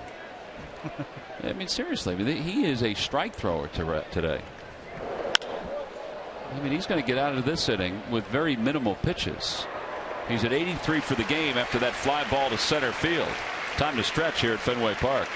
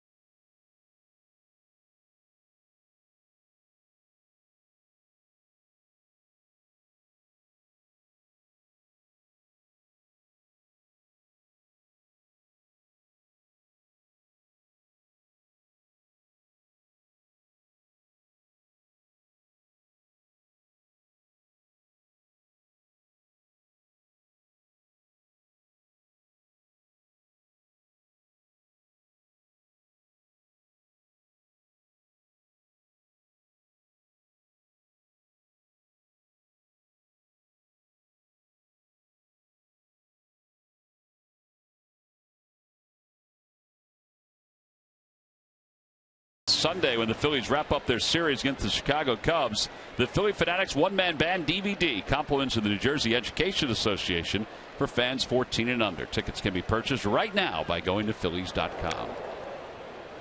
Swing and a miss by Travis Shaw as we begin the 7th inning. We mentioned we saw that DVD today. It was put together with the great work of Video Dan Stevenson and Tom Burgoyne, the close friend of the Philly Fanatic.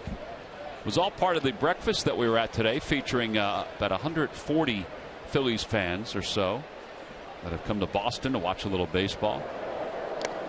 Who had tremendous questions today. They were great. It was fun today. It was a really good time. Breakfast was very good. They were very insightful. The Bull was very funny, telling Larry Boa stories.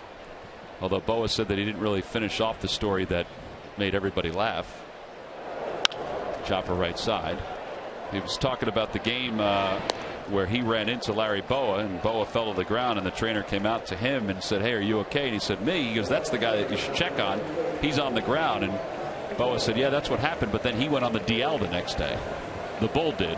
Oh, he did? Yeah, he left out that part of the story. Ah. Bull was not in the crowd right now because he said he's working the crowd. That's what he was. He's doing as one of the hosts. Here's Castillo, and he takes low. It's 1-0. A very, very, very delightful group of folks. Yeah, it was great.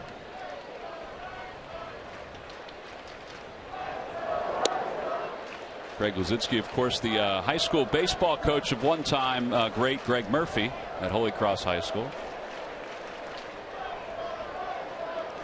2 balls, no strikes to Castillo. It's 3-0. Murphy, you got a photo you want to tell us about? Or you want to tell us about your baseball exploits at Holy Cross? Well, I can tell you about the photo if you're ready to hear about it. But I'm not going to tell you any great baseball stories because I don't have any. Does the Bull remember cutting you? No, I like to remind you all the time when you bring this up that he doesn't even remember me on the team. That makes it okay then. Yeah, so that probably will tell you all you need to know about my varsity baseball career at Holy Cross. I told you, Murphy, you should have learned how to bunt at an earlier age. Chopper left side. Galvis is up with it. 2 outs. All right, about that photo, Greg Murphy. Yeah, let's talk about that. That I can do. Wish it's a photo of you in a Holy Cross uniform. We have selected the Data Strong fan photo of the game. And today's photo comes from John Appel, 2020. He says, "This is my son Spencer, hoping for a foul ball at the game." He's got the glove all ready to go. We remind you to tweet your strongest fan photo to hashtag Philly Photo Data Strong Fan. You just might see yourself in an upcoming broadcast. It's all brought to you by T-Mobile. All right, Murph, we appreciate that. Blake Swihart waves at the pitch. It's 0-1. Murph, that looks like it'd be a great view down there where you're sitting. Yeah, this is it doesn't get a whole lot better than this in terms of a seat in a beautiful ballpark like Fenway. I'm just watching out for those right-handed batters. Yeah, I'll tell you too, the salmon slash coral golf shirt that you're wearing today really blends in nicely with the Fenway green. Burnt orange. Like a Christmas tree down here. Well, we will not lose you, that's for sure. No, we won't. 1 ball, 2 strikes to Swihart. And a strike 3 called. A 1-2-3 inning for Jerome Williams. 7 in the books here at Fenway. We'll go to the 8th with the Phils down 6.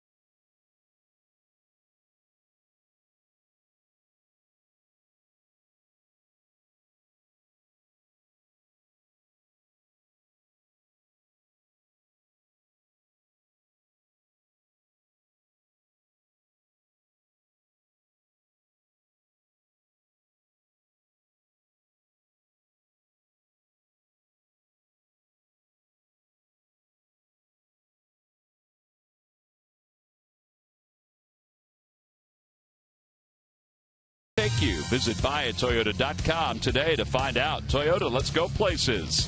And by McDonald's. Double the love it at McDonald's with a double cheeseburger and small fry for just $2.50. McDonald's, I'm loving it. Top of the 8th inning, Red Sox up 8-2. Carlos Ruiz will lead it off against Wade Miley.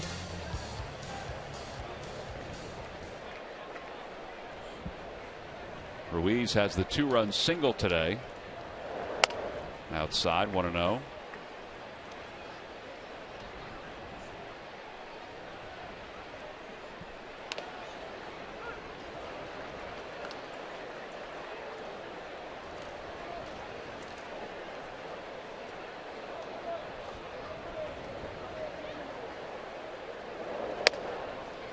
One and 2. 87 on that pitch. It's a slider slash cutter on the outer edge. That is a foul ball, and it may have broken the bat of Carlos Ruiz.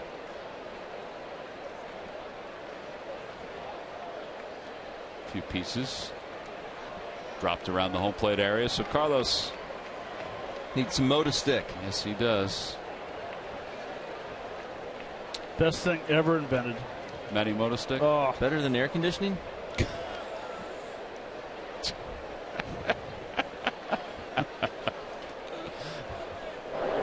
In the dirt. I think he's talking for in terms of baseball. wise, I mean, that's all right. I got to. So.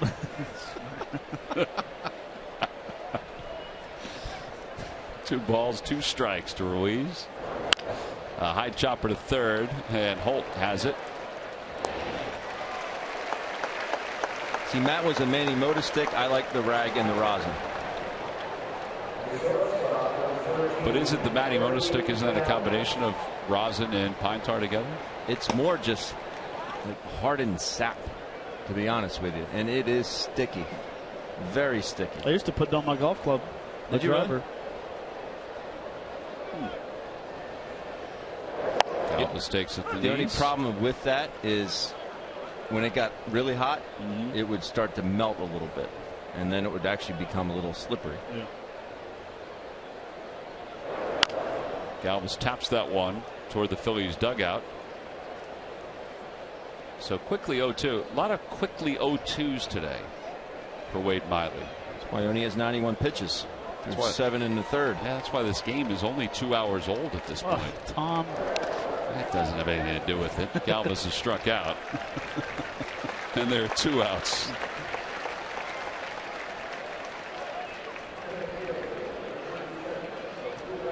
At this point, you might want it to get a little longer because then the Phillies will get some more offense going. Good point. Keep up with the pennant races in true HD quality on MLB.TV Premium, the #1 live streaming sports service. College students enjoy a back-to-school offer with 35% off discount. Authentication required. Blackouts and other restrictions apply. Visit MLB.TV today.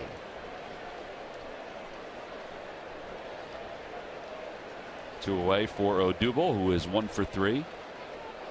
6 for 16 on this road trip.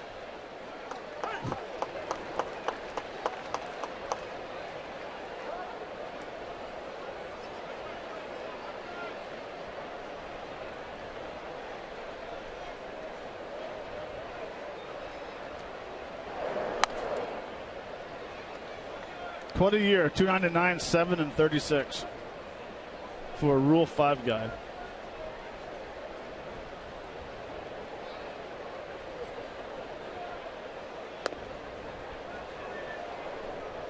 There are many years where this could easily be the Rookie of the Year. I mean, many years.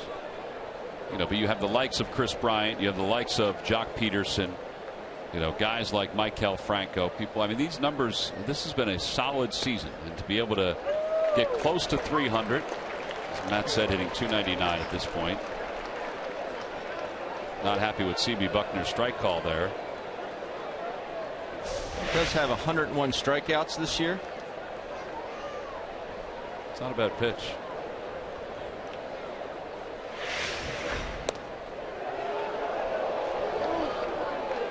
Just think about if he were to even cut those down a little bit. Cut those down, say even by 20. So he puts 20 balls in play, or he walks a certain amount of times. Just by 20, that average is going to be even higher. All part of the maturation process for Odubel. Again, always easier said than done. But still something to strive for.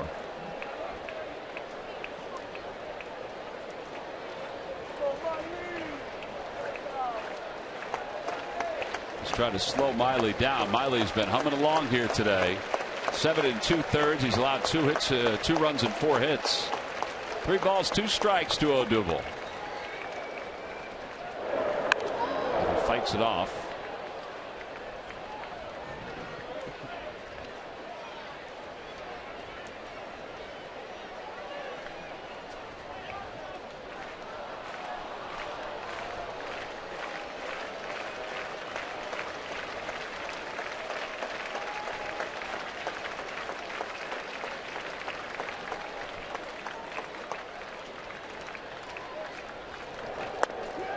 Did he go? Yes, he did. Says Dale Scott for the second time. He rings him up on a check swing. 8 strikeouts for Miley. He's retired the last 9 hitters that he has faced as we go to the bottom of the 8th.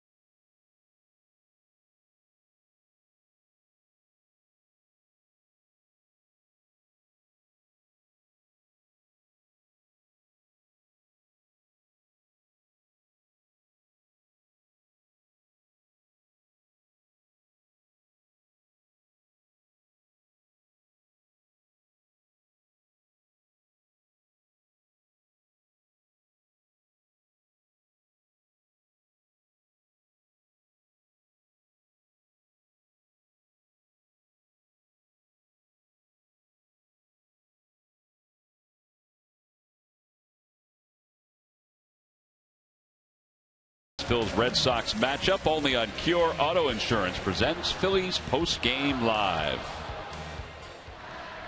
8-2 Red Sox on top. Adam Lowen will take over for the Phils.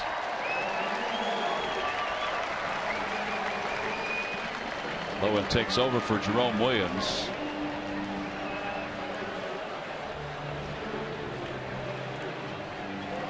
So Williams goes 3 1/3 here this afternoon, and he allows 4 hits and 1 run on the home run by David Ortiz. So Lowen takes over, 10th ball game for Adam, and he will face Josh Rutledge to start things off. 8-9-1 for the Red Sox. They have 8 runs on 12 hits today, and a pitch at the knees. It's 0-1.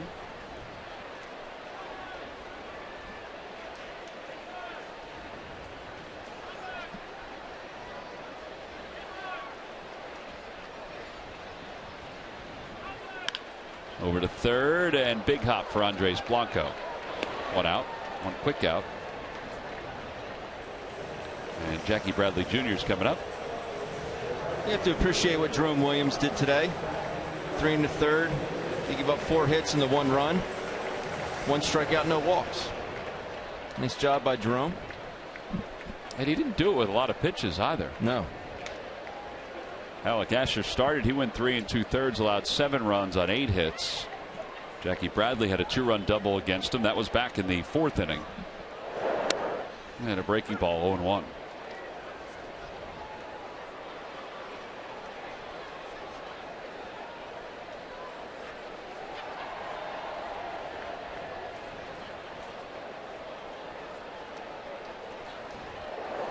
.47 pitches for Jerome and 3 1/3. It's not bad at all. I was talking with Adam today, and he was pitcher, player, pitcher. Said he actually got to play center field here. He goes, it is not easy. I can only imagine.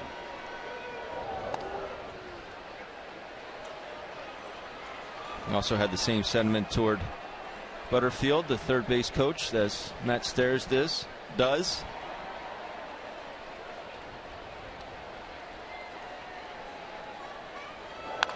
A little soft ground ball up the first base side, and it's flipped from Ruff to Lowen, and Adam could not hang on. Jackie Bradley Jr. is safe at first. So a base runner for the Red Sox with 1 man down.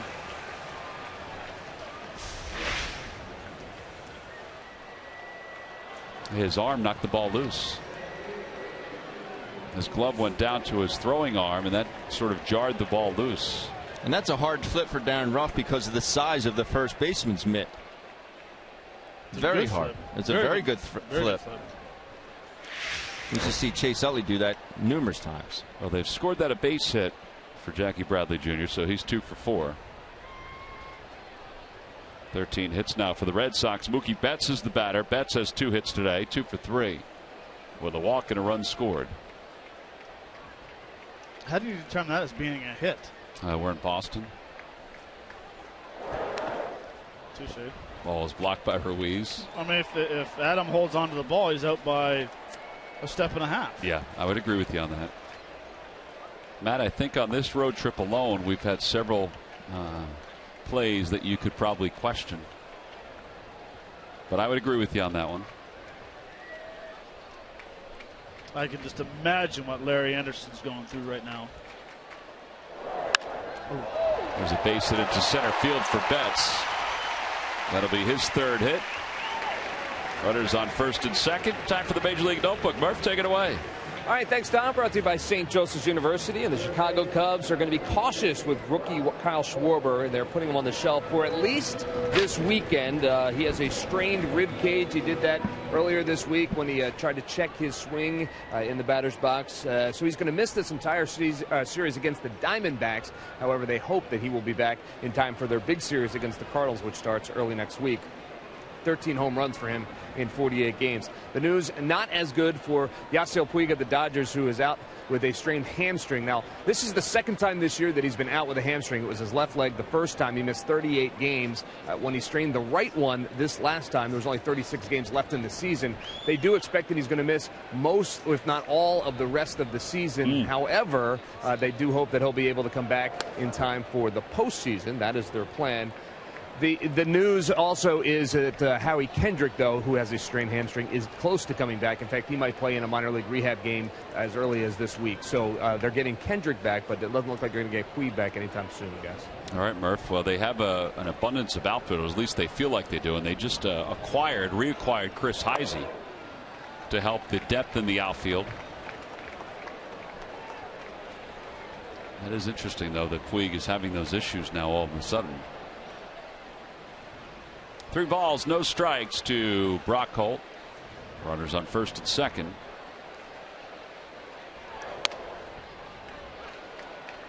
Well, he is so muscle bound. I know this probably sounds silly to say, but these muscles have no place to go. I mean, there's nothing to budge. He's just so tightly wound. He's just a giant muscle.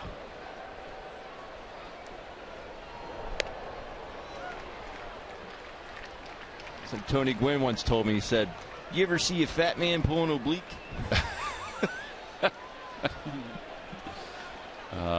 No, Tony, we have not.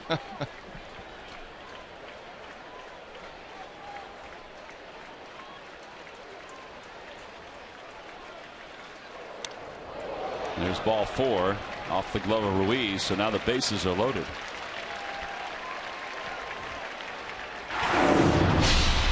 Time now for our W.B. Mason delivery of the game. Xander Bogaerts here with the slicing line drive down the right field line.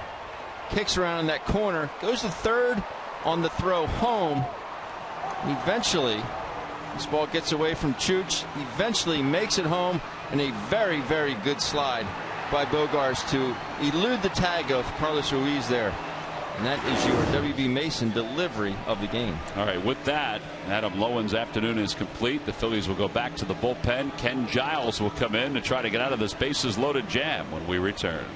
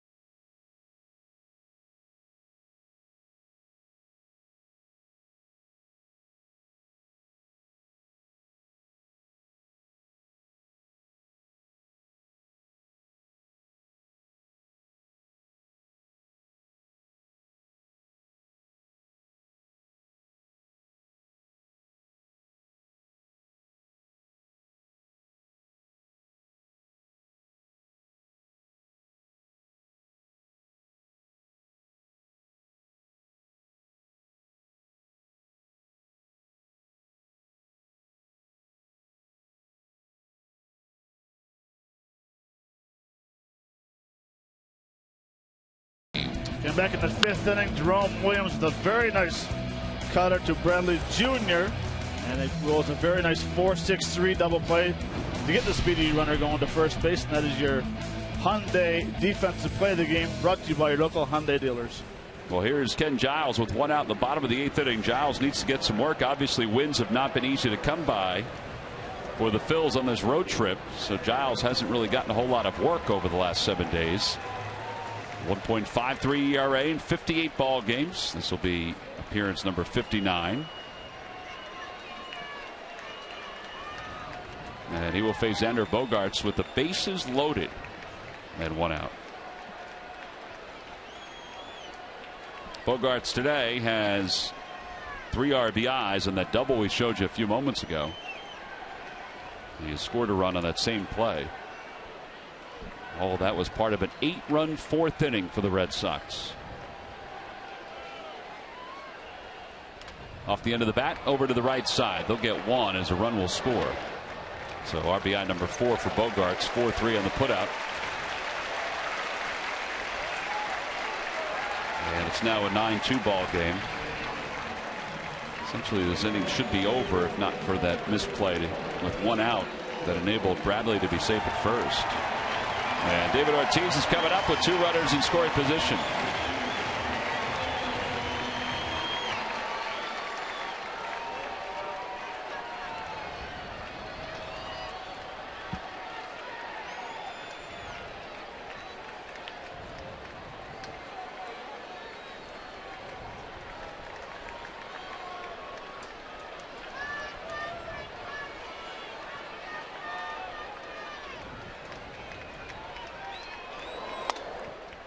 Well, here's his home run from earlier, number 496 of his career.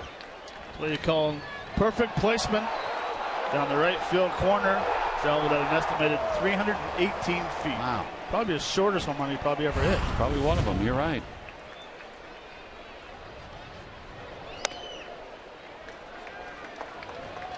I'm going to get him another button tomorrow. Put it in a box. Here you go, David. Poor guy's missing a button. I think that chain knocked it off. That medallion.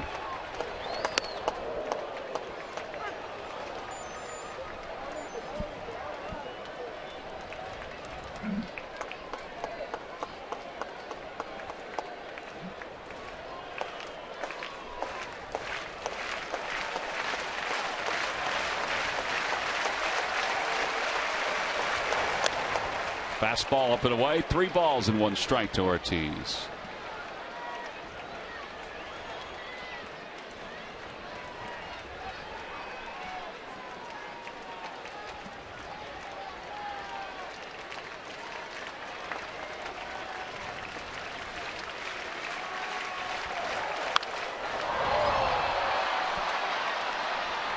Power versus power there.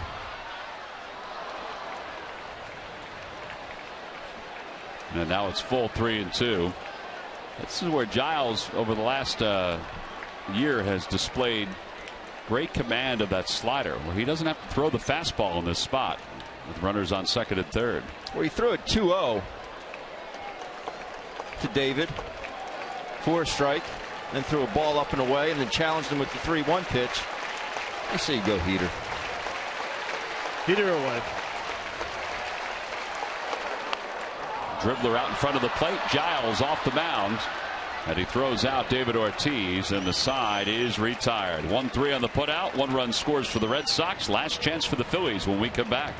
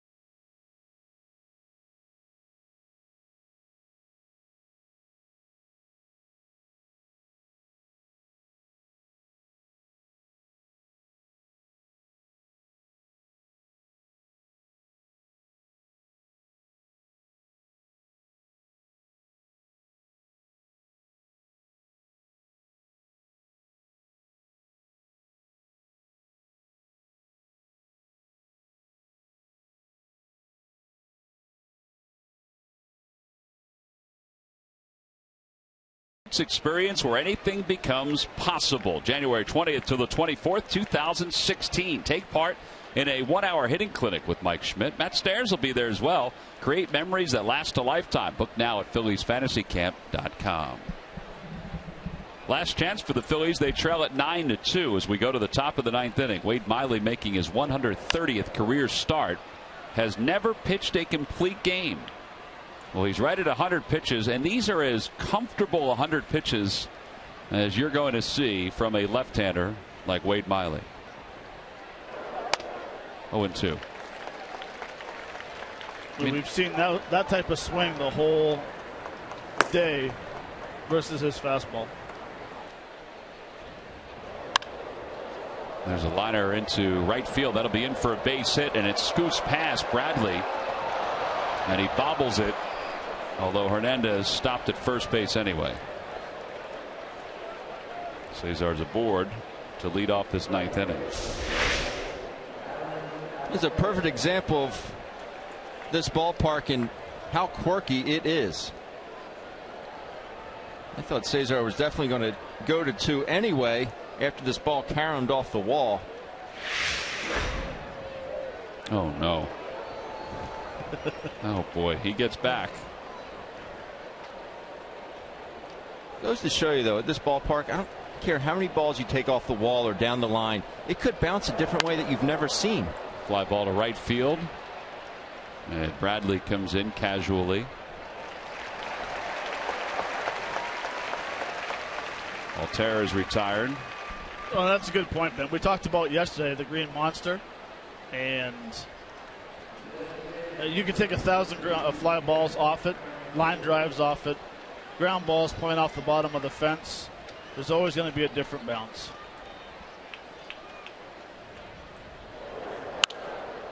Jackie Bradley again. Will he have room? It looks like he will. He comes sprinting in. No, it's going to be Rutledge who makes the catch.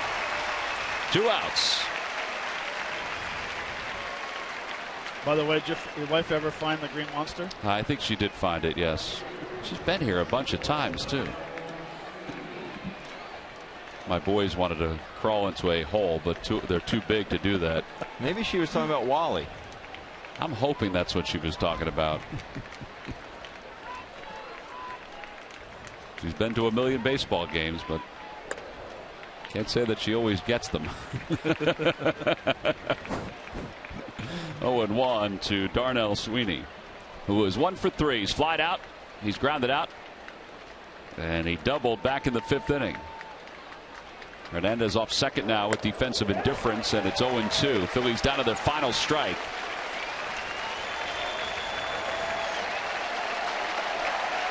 Wade Miley looking for his first ever complete game. He has scattered 5 hits so far through 8 2/3. And Sweeney fouls it back. And he'll get another chance.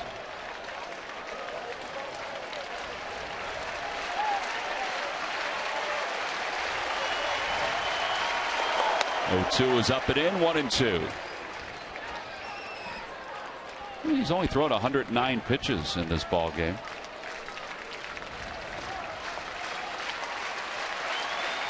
One-two pitch. Chopper left side. This is probably going to do it. Bogarts is up with it, and Wade Miley has his first ever complete game as the Red Sox have defeated the Phillies 9-2 to take the first 2 games of this 3-game set. Well, Xander Bogaerts with 4 RBIs in this ball game. That certainly helped the offense.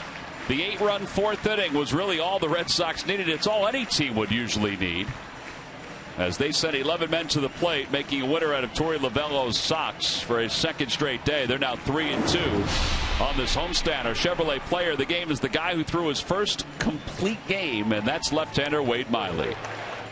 And he did it with pretty much fastball in to righties, a few hooks to lefties down and away, but was able to elevate that fastball at times. But the command that he had on the inner part of the plate to right-handers